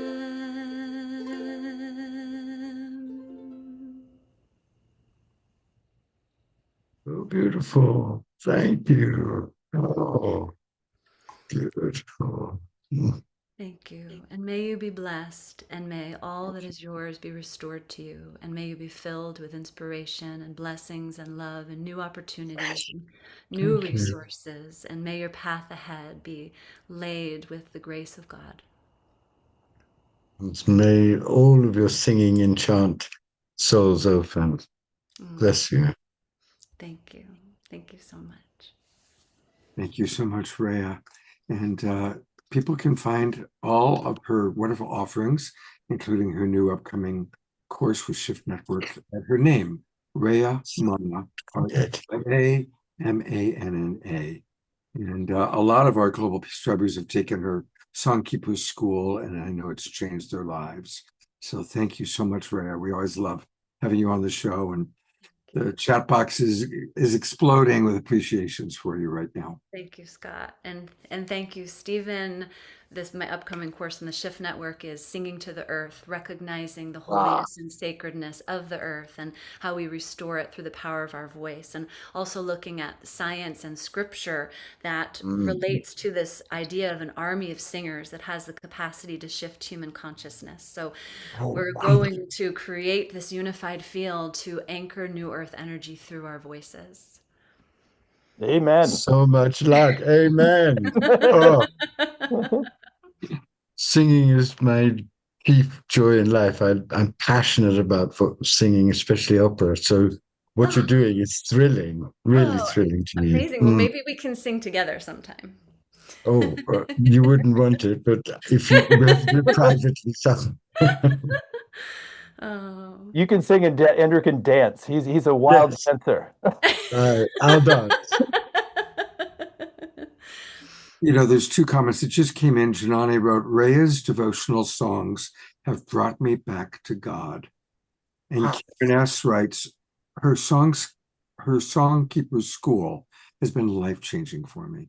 So I do encourage people to really check it out and take the course with her if at all possible. She's a blessing in her life. Thank you so much, Rhea. My God, what beautiful work. Thank you. So necessary now. Oh, thank you. And thank you for your inspiration. You helped me on the path. I'm honored. Well, speaking of the voice we all need to hear, now the time has come. Hopefully we have gifted you with some love and appreciation, but now is our opportunity to hear your voice, Andrew, and what you'd like to share with your friends that are joining with you tonight. Well, my darlings, would you just excuse me while I fill my glass with apple juice, because it's been a completely wild day and I am overwhelmed with gratitude and I want to be able to give really my best to you. So just excuse me for 1 second. Take your time. It's a good opportunity for us to go back to, once again, the fundraiser for Andrew. And it's right here. We're putting in the chat box, but I want to acknowledge everybody watching on YouTube and Facebook. Please do donate. If you go to GoFundMe.com, just click in Andrew Harvey and it comes right up. And I'm really appreciating all the donations that are still coming in right now. Thank you very much, everybody. And again, thank you, Stephen, for getting this started. I'm going to bring Stephen back on for a moment. Thank you so much for starting this and really helping Andrew in the many ways that you do through the Shift Network and through this fundraising. No, it's been a pleasure, and I've been amazed at how people have shown up. So, I mean, because oftentimes it's easy. There's so many things pulling for attention, and just the number of people who have made donations has just been amazing. It just it's been steady. There's just people keep coming, and it's really so touching and moving. Yeah, well, Andrew's earned it. He's definitely earned it, and that's what we do on this show. We always do fundraising. We've done fundraising for many different people over the years, and Carol Craig points out it's up to $214,000. It's been raised. It's fantastic. He's back. I'm back.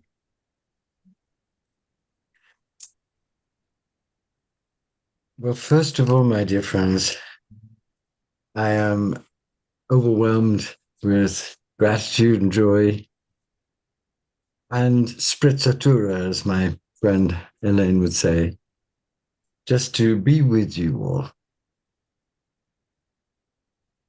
One of the great gifts, and there have been so many amazing gifts of what I've been through, is to finally break me free of my Britishness. I prefer to give than to receive.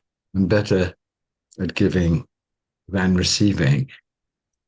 And what I've been compelled and invited and challenged and overwhelmed enough finally to do is to bask and receive the love of all of you and the help. And this has been a transformatory experience for me, because the work that I've been given to do has been an intense and frightening and extremely demanding work that has taken me into desert after desert, into solitude after solitude, into sometimes very great financial difficulty, sometimes very great horror and sense of absolute dereliction.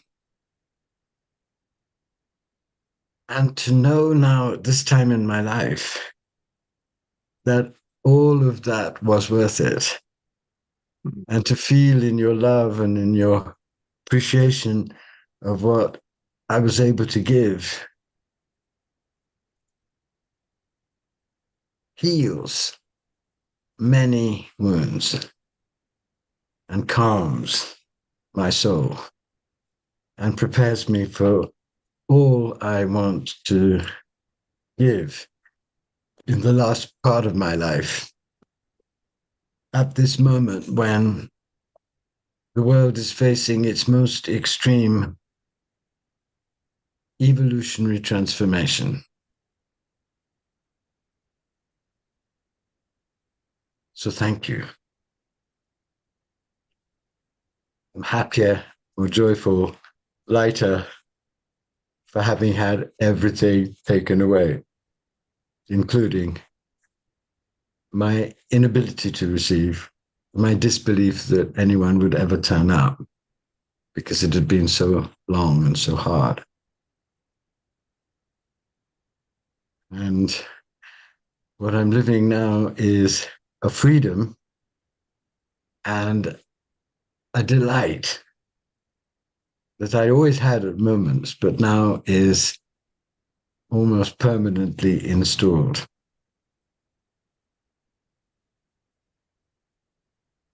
What happened on May the 2nd when my house burnt down and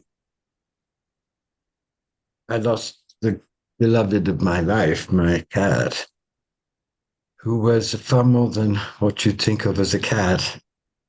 She was everything to me. She was my child. She was my wife. She was my muse. She was my playmate. She was my healer. She was my initiator into embodied divine love.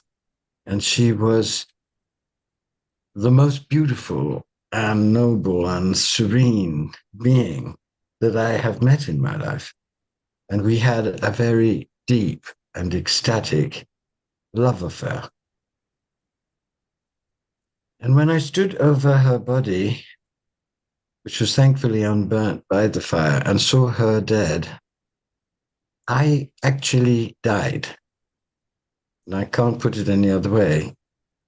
It wasn't just grief.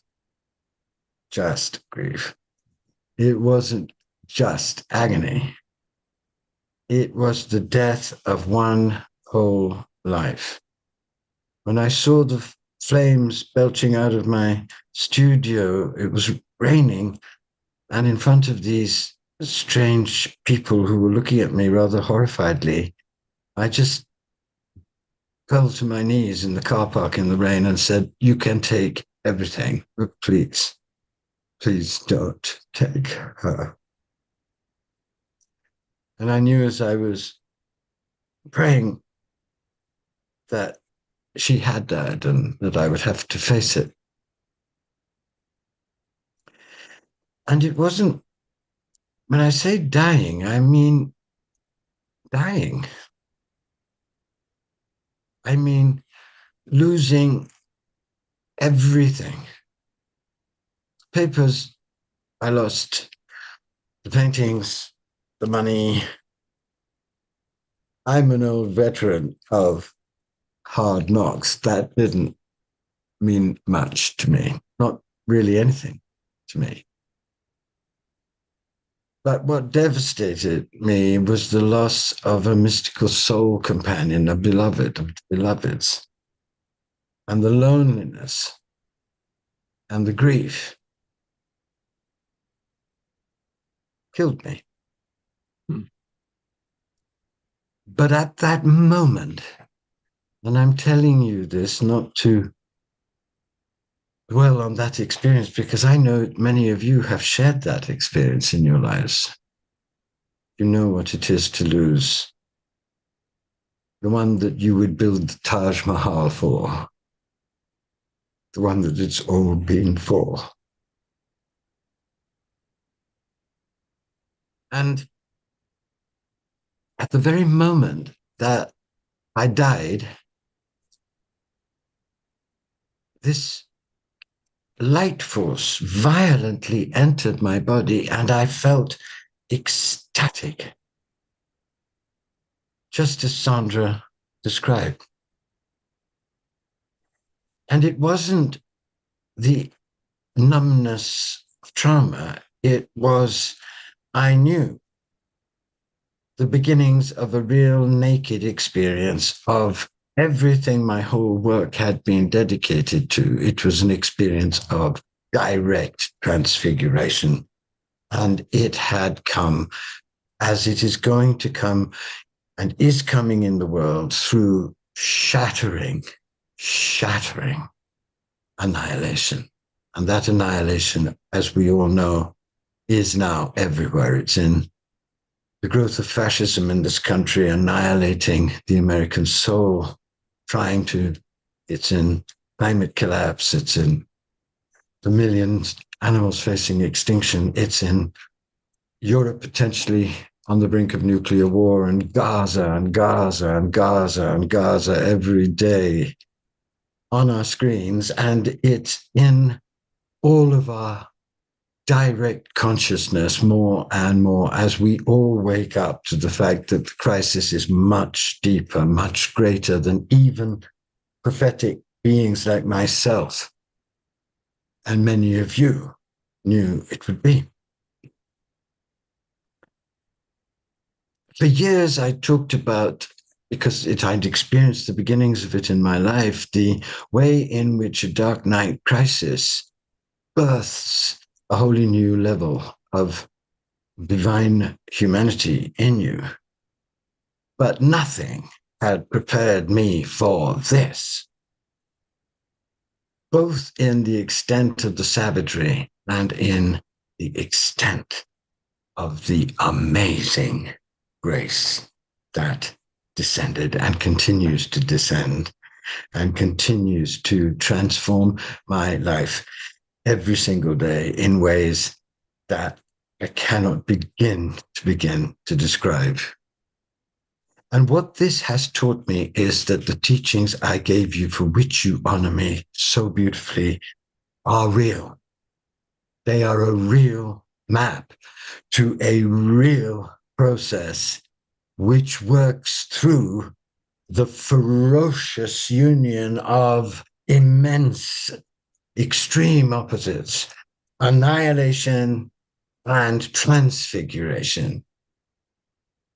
And that this experience I'm living confirms what all the great evolutionary mystics have told us throughout history, and all the great shamanic prophecies, and all the great beings on the earth now who know where we are telling us. And that is that we are in the birth canal of a new humanity, a new creation, and that we must align with the truth of that, even if we're not completely living or experiencing it, because that is the only way we will not only thrive through the greatest shaking we will ever grow through, but also become receptive to the downpour, the descent, the avalanche of divine grace that is coming towards us all, that came to me in that room. And I want to read you the great poem of Kabir that describes this process I lived, and that the world is living at the deepest secret mystical level, and that so many of you have spoken of, because this is the meaning of what we're going through. This is the meaning we need to align with, embrace, embody, enact now, with everything we are urgently, because we are going towards the moment in which everything could become so destructive that the possibility of being transfigured in this way may not anymore be given to us. So here is Kabir.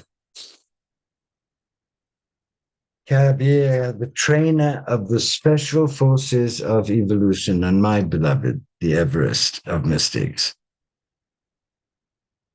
You don't know anything about love's savagery or glory, until it kills and rebirths you in the same moment. Agony and ecstasy fuse in one silent, visceral scream that explodes you forever. Sublime heartbreak burns you to ash, and a great wind of love comes and sweeps up the ashes and fills all the worlds with the utterly burnt one.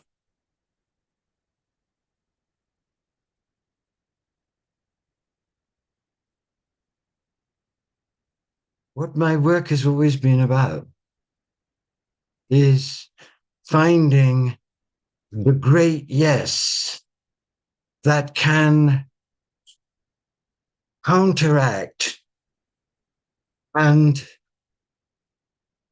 thrive and inspire and transfigure us in the face of the great unprecedented no that is ranged in ferocious and terrible battalions against us.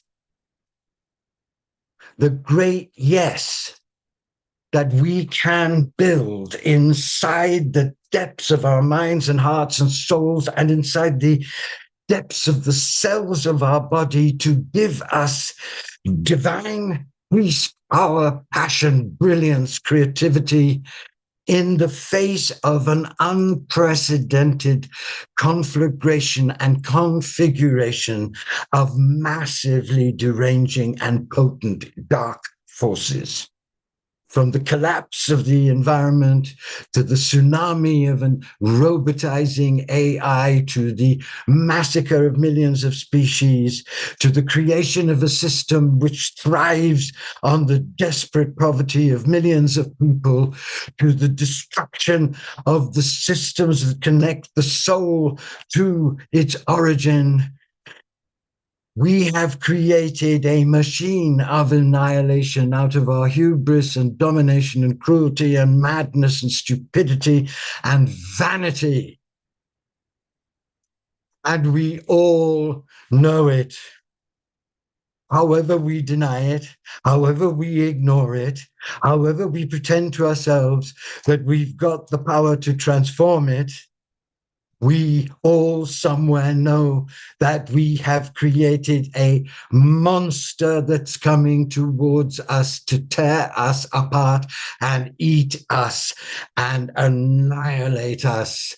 And we're terrified in our dreams and paralyzed in our will and deeply, deeply shaken and in great pain at what our ignorance and our lack of heart have made possible. But the message I want to give to you tonight is that this is not the end. This is the ultimate challenge to us, which we have to rise to, and which I believe we will rise to.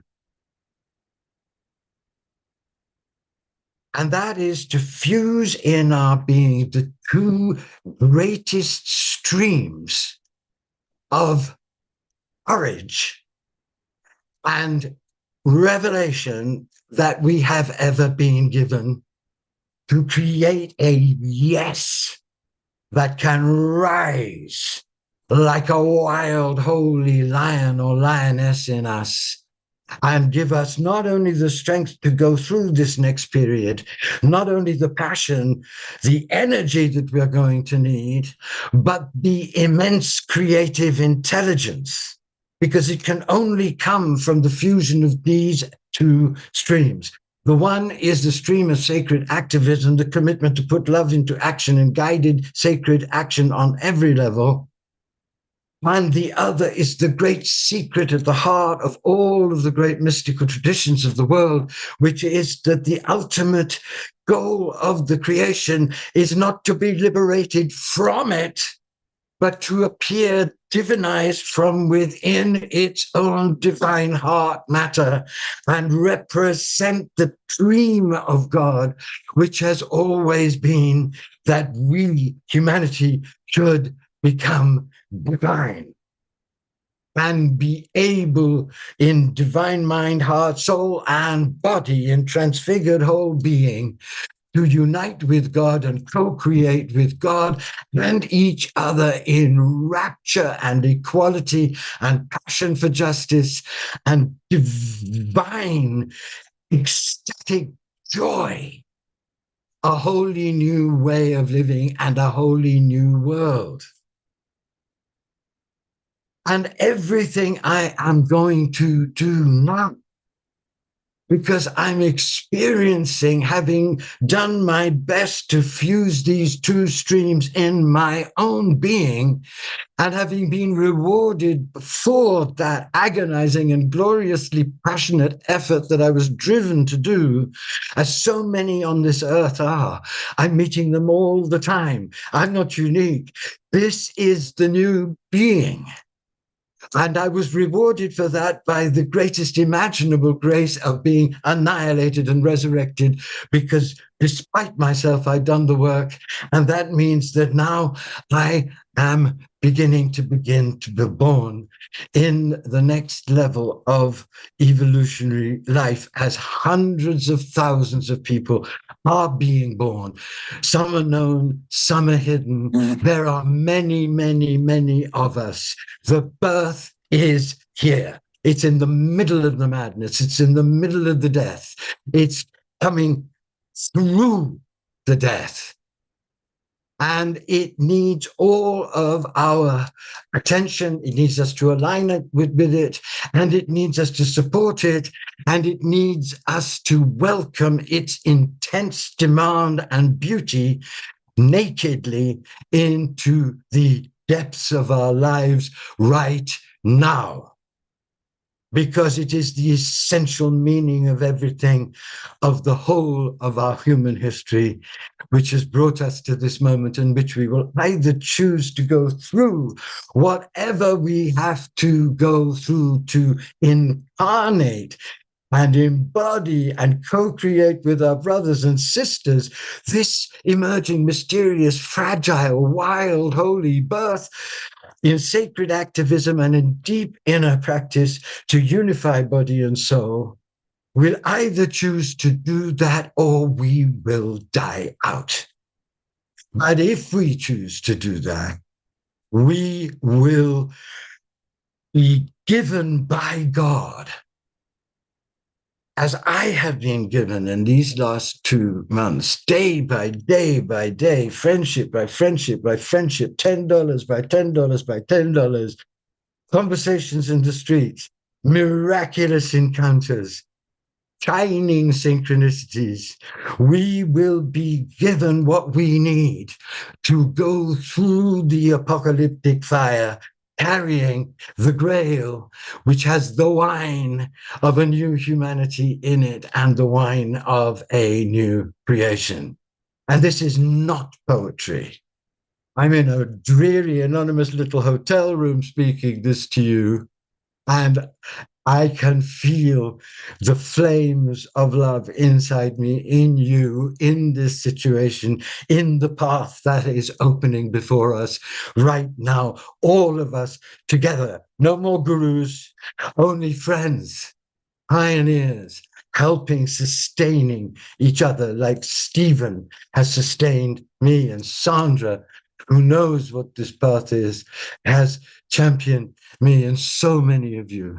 And Scott, and so many of you, because we know it is our time to come together with all of our expertise and skill in this enormous new hope. And we also know something, which is that we don't know what the path is. completely. We cannot know, and it doesn't matter, because all you have to do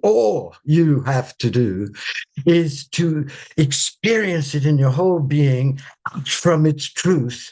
And this next step will appear, which when you take it with the same truth, will engender the next step, and that will continue.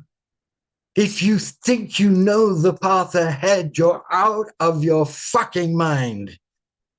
Because the path ahead is made by the passion and the truth and the sincerity and the depth and the courage and the nakedness with which you take the next step, which quantumly engenders through holy magic the next step, and to reveal a path that opens up and up and up and up, and in ways that are far more miraculous than any of even the greatest of humanity's mystics has ever imagined.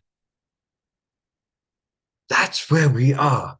Unimaginable horror, unimaginable grace. And our duty, but much more importantly, our joy, is to strip ourselves of our vanity, our belief we know, our amazing brilliance, and just open with everything we are and go forward together, utilizing all of the voices, all of the skills, but doing so urgently, because the time is now. And if you don't see that, there is nothing that Rumi Kabir and Jesus, all together with napalm poured on their heads, could say to get you to see it. It's obvious. Don't be afraid. Great miracles are coming. Align yourself. Give everything you are to the great birth. Gamble everything, as I have always done, but I'm going to do with much more chutzpah and sprezzatura and God knows what in the next part of my life. For us all, and with you all by my side, I hope. I've been inventing a wholly new life in the last 2 months.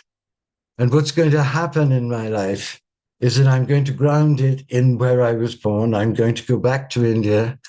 I'm going to go to Kashmir, where I have found the most wonderful group of passionate, brilliant young people who have been forged in the fire of a long Gaza, terrible suffering, but have never lost their faith and are brilliant and funny and loving and wild and know where we are and are prepared to be loving warriors for a wholly new world.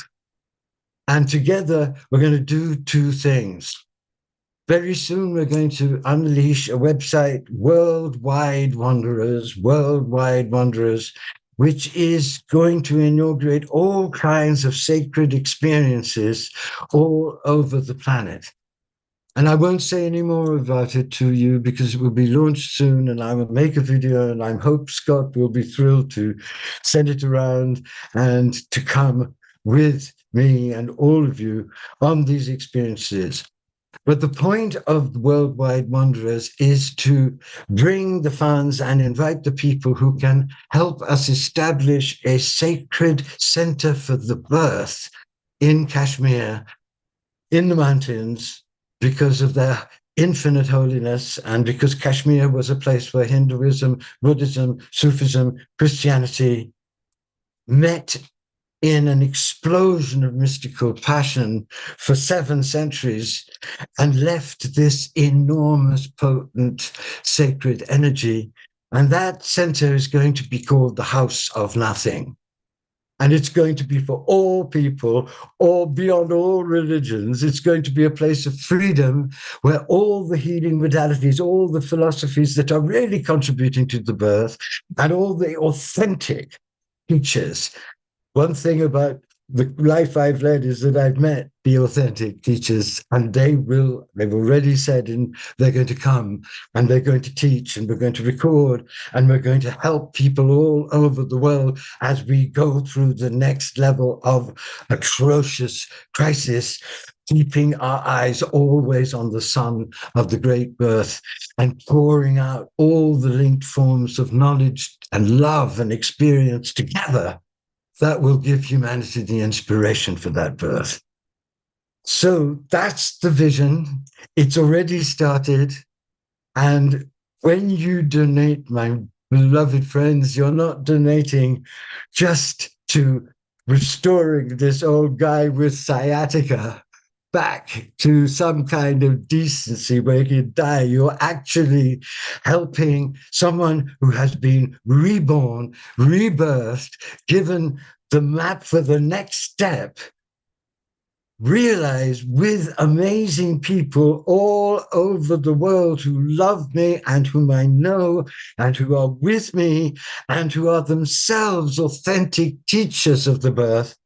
No more gurus, no more unique prophets, lovers, wild men, holy people turning up as brothers and sisters to create an amazing new possibility out of the horror of the old. So you'll be contributing to that. And I hope, my beloveds, that if you followed me this far and supported me with all your love this far, that now you can see in the person in front of you that all of your patience with my Michigas has been worth it, because, baby, you ain't seen nothing yet. This is the time I was born for. This is the time I was killed for. And this is the time that you are helping me right now get going. And I want to end with a Kabir poem, and I want to read this for Scott, my beloved friend, whose heart has always been so open to me and who gives so much with such dry, deep, sweet grace to us all in helping us all. Thank you. And let's be allies in this great adventure. People are coming from all over the world to the House of Nothing, which is in cyberspace, and we'll get going. I've been giving all kinds of amazing introductions to it and helping people understand it, and all kinds of people are joining in the passion to build it right now. This is Kabir. When you know he is living not only in your mind and heart and soul, but in the cells of your body, that you are entirely blessed already, for you are made of the substance of his eternal light.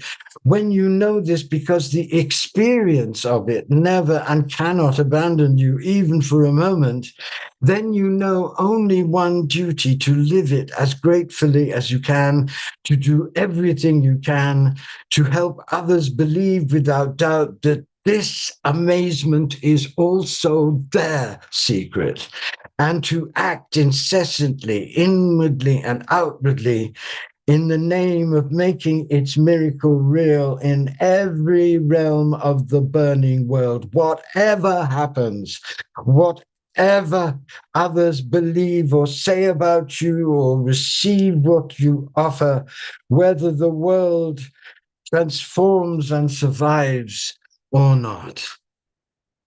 I know I am divine. I know I'm eternal. I know you are.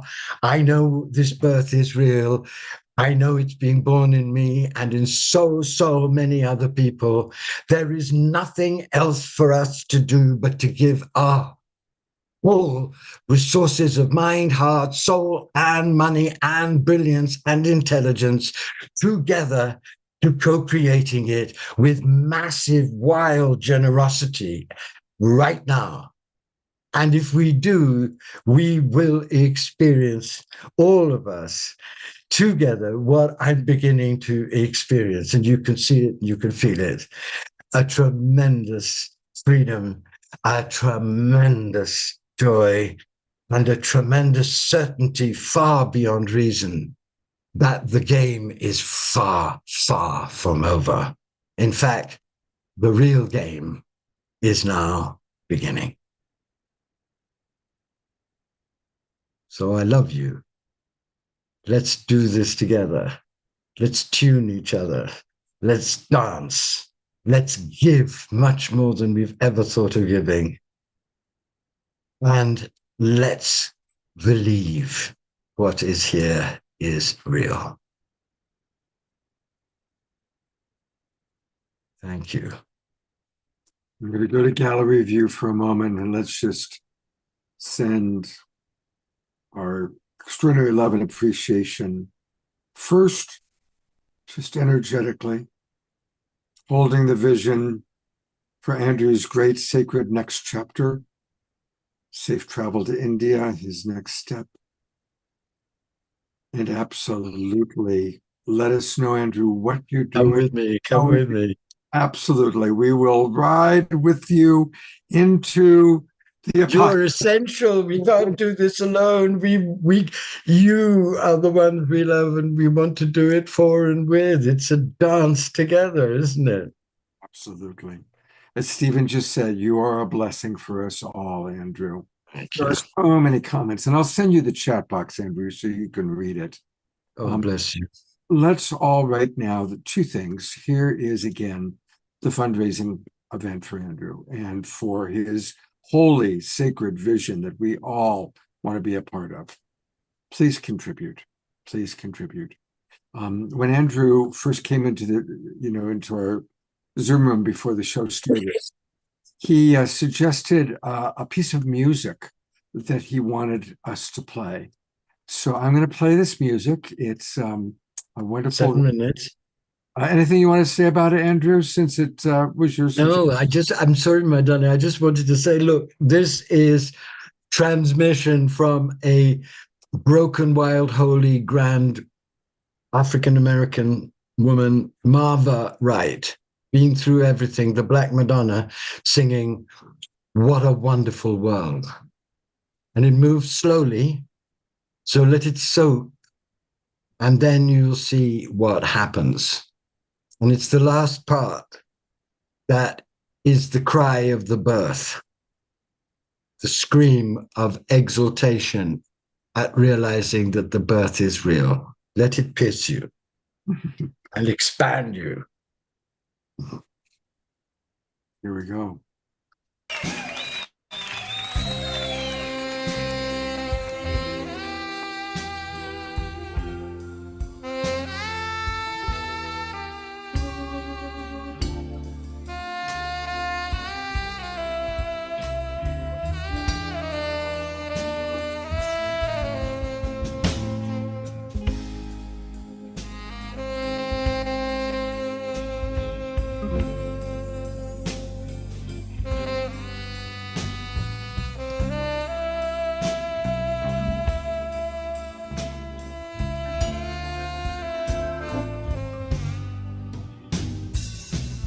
I see trees of green,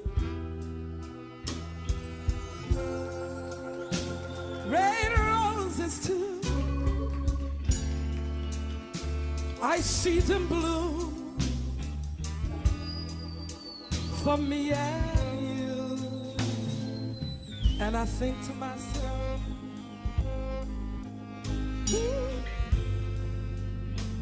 what a wonderful world.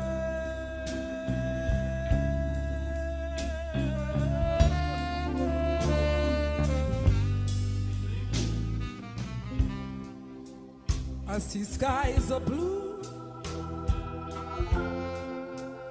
clouds so white,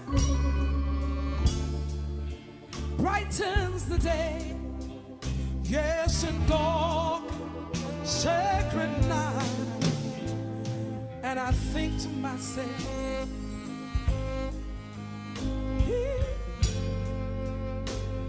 what a wonderful world.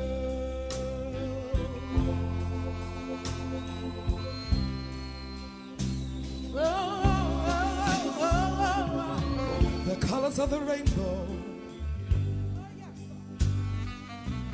so pretty in the sky, are also on the faces of people I see friends shaking hands, saying, how do you do? They're really saying, I love you. I hear babies cry. I watch them grow. They learn much more. I'm afraid I'll never know. And I think to myself,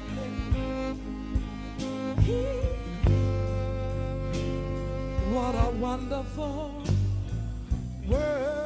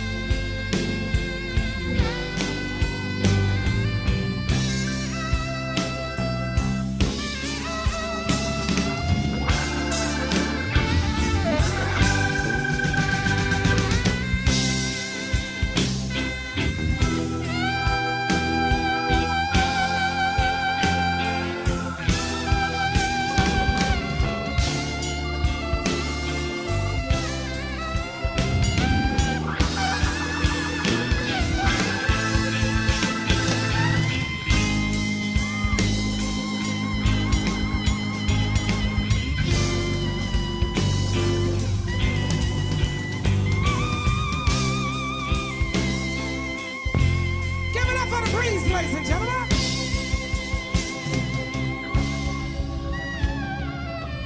the colors of the rainbow, so pretty in that sky, also on the faces of the people passing by.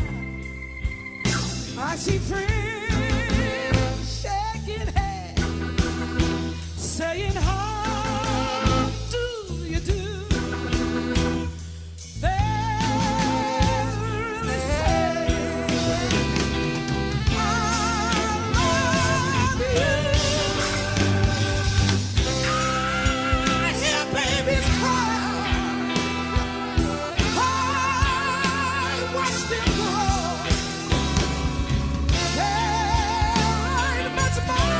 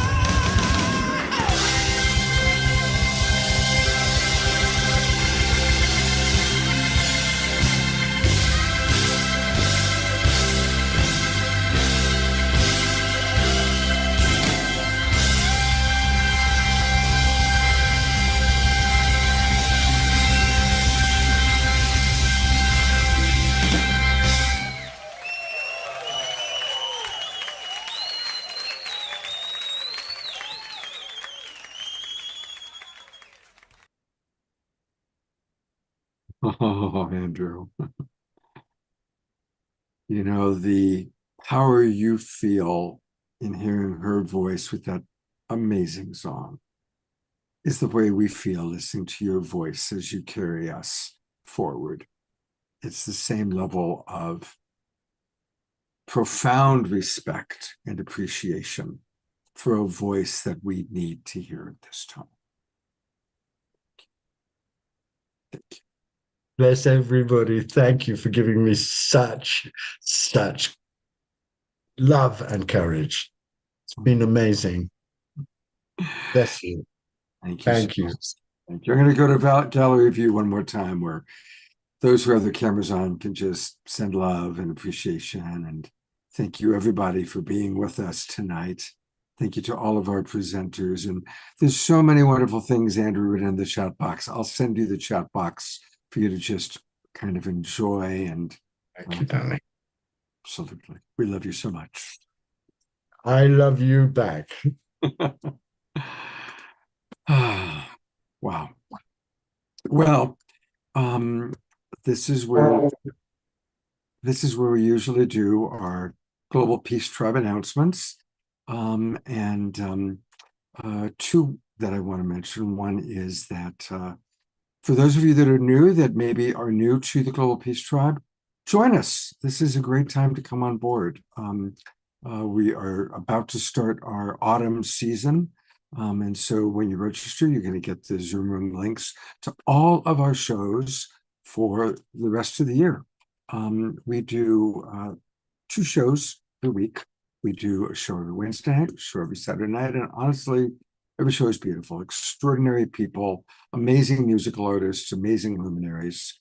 So just go to globalpeacetribe.com. globalpeacetribe.com. You could click and learn more about who we are and what we do, and then click register for the new season. That'll take you to our registration page. You can register. It takes about 1 minute. And we welcome all of you, all the new people that we're watching, and maybe some of the people who've been with us in the past coming back. And there's going to be a lot going on in San Diego. So I just want to remind people that in a couple of weeks, Omar Shar and myself will be in San Diego for this amazing retreat, September 27th and 28th, the San Diego Transcendent Retreat, Bliss on the Bay. There is a really good discount code for that, and amazing people. Many of the people you see on this show regularly, like Daryl Anka, Bashar, Sarah Brexman, and of course, Ellen Steinfeld, Shelley Reef, Tangela. So do join us in San Diego. And if you're going to come to San Diego, and you want to stay for the very, very special event that's going to be taking place, our beloved Omar Shar, who we're about to hear play a final song for the night, is doing a concert. Imagine being live in a concert with Omar Shar and me and a lot of other Global Peace Tribers. Well, it's all going to happen on Monday night, September 29th at the Vision Center for Spiritual Living in San Diego. So I really hope to see you all coming down for that. And since we are speaking of our beloved Omar Shar, we're going to close the evening the way that we always started, with our beloved Omar Shar, my co-pilot, house musical artist, and his dance partner, Desiree. And now for Omar Shar, there he is. Here I am. And can you hear me okay? Yeah, you sound good. Good. If I just put, I'm not too sure what happened with the first song, but please always interrupt if it's rubbish, because I can always stop and reset it. And Andrew, dude, you've blown pretty much everything in my mind and heart open. Thank you so much for, in New Zealand, they would have said getting rid of the dags. Some of you will know that. I won't say what that's about. However, thank you so much. I love you even more than I thought that I knew in the first place. So, hey. Yes. All right.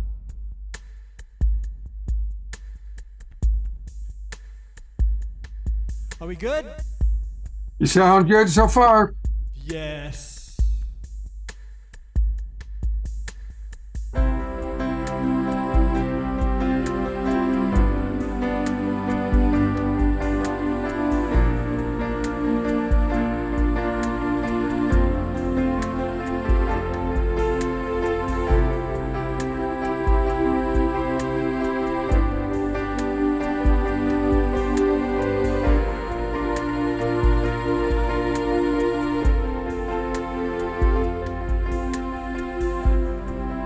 when you feel like giving up, when you feel like letting go, living in this ever-changing world,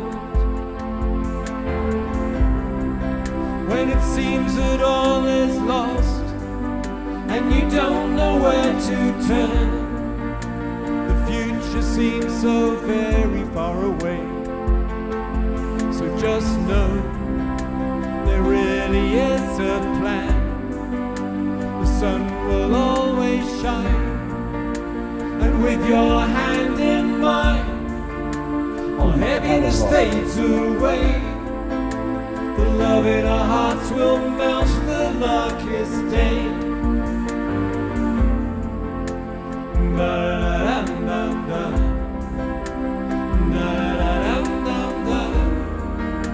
The love in our hearts will melt the darkest day. So when it seems that you're alone and the fears knock at your door, remember I am just a breath away. You are my brightest star, you've just forgotten who you are. Remember there is nothing in the way. So just know there really is a plan.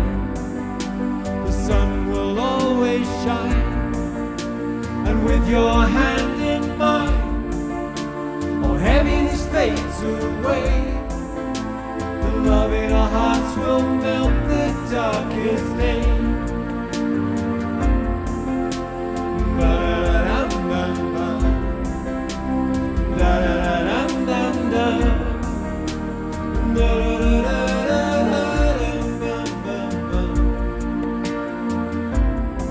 So when you feel like giving up, when you feel like letting go, remember I am just a breath away. And just know there really is a plan. The sun will always shine, and with your hand in mine, all heaviness fades away. The love in our hearts will melt the darkest day. The love in our hearts will melt the darkest day.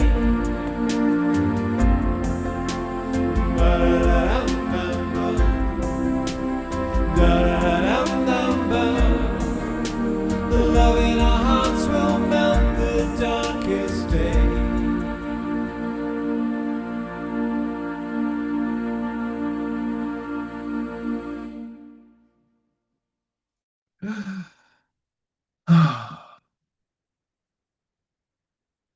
Yes, it will. Perfect, as always. Just amazing how you do that, Omashar. Let's give him a big twinkle. I feel like a grain of sand tonight, because what has been shared was so profound, so huge, so massive. I don't know if anyone really, well, I cancel clear. I think I'm speaking for all of us. So it was profound. Thank you, Andrew. And thank you, Scott, for inviting Andrew. And thank you, Stephen, for doing what you do. Holy smoke. You know, I really want to encourage people. This is a really good show to share with people. So definitely all of you who are subscribers, you'll get the recording sent out. If any of you are wanting the recording, you can easily find it. If you go to, it'll be up on our YouTube channel tomorrow morning. Just go to Global Peace Tribe, YouTube, think Global Peace Tribe, and it'll be the very top of our channel. Or you can even go right now into Love Coach Academy or Global Peace Tribe or my Facebook page and grab it that way.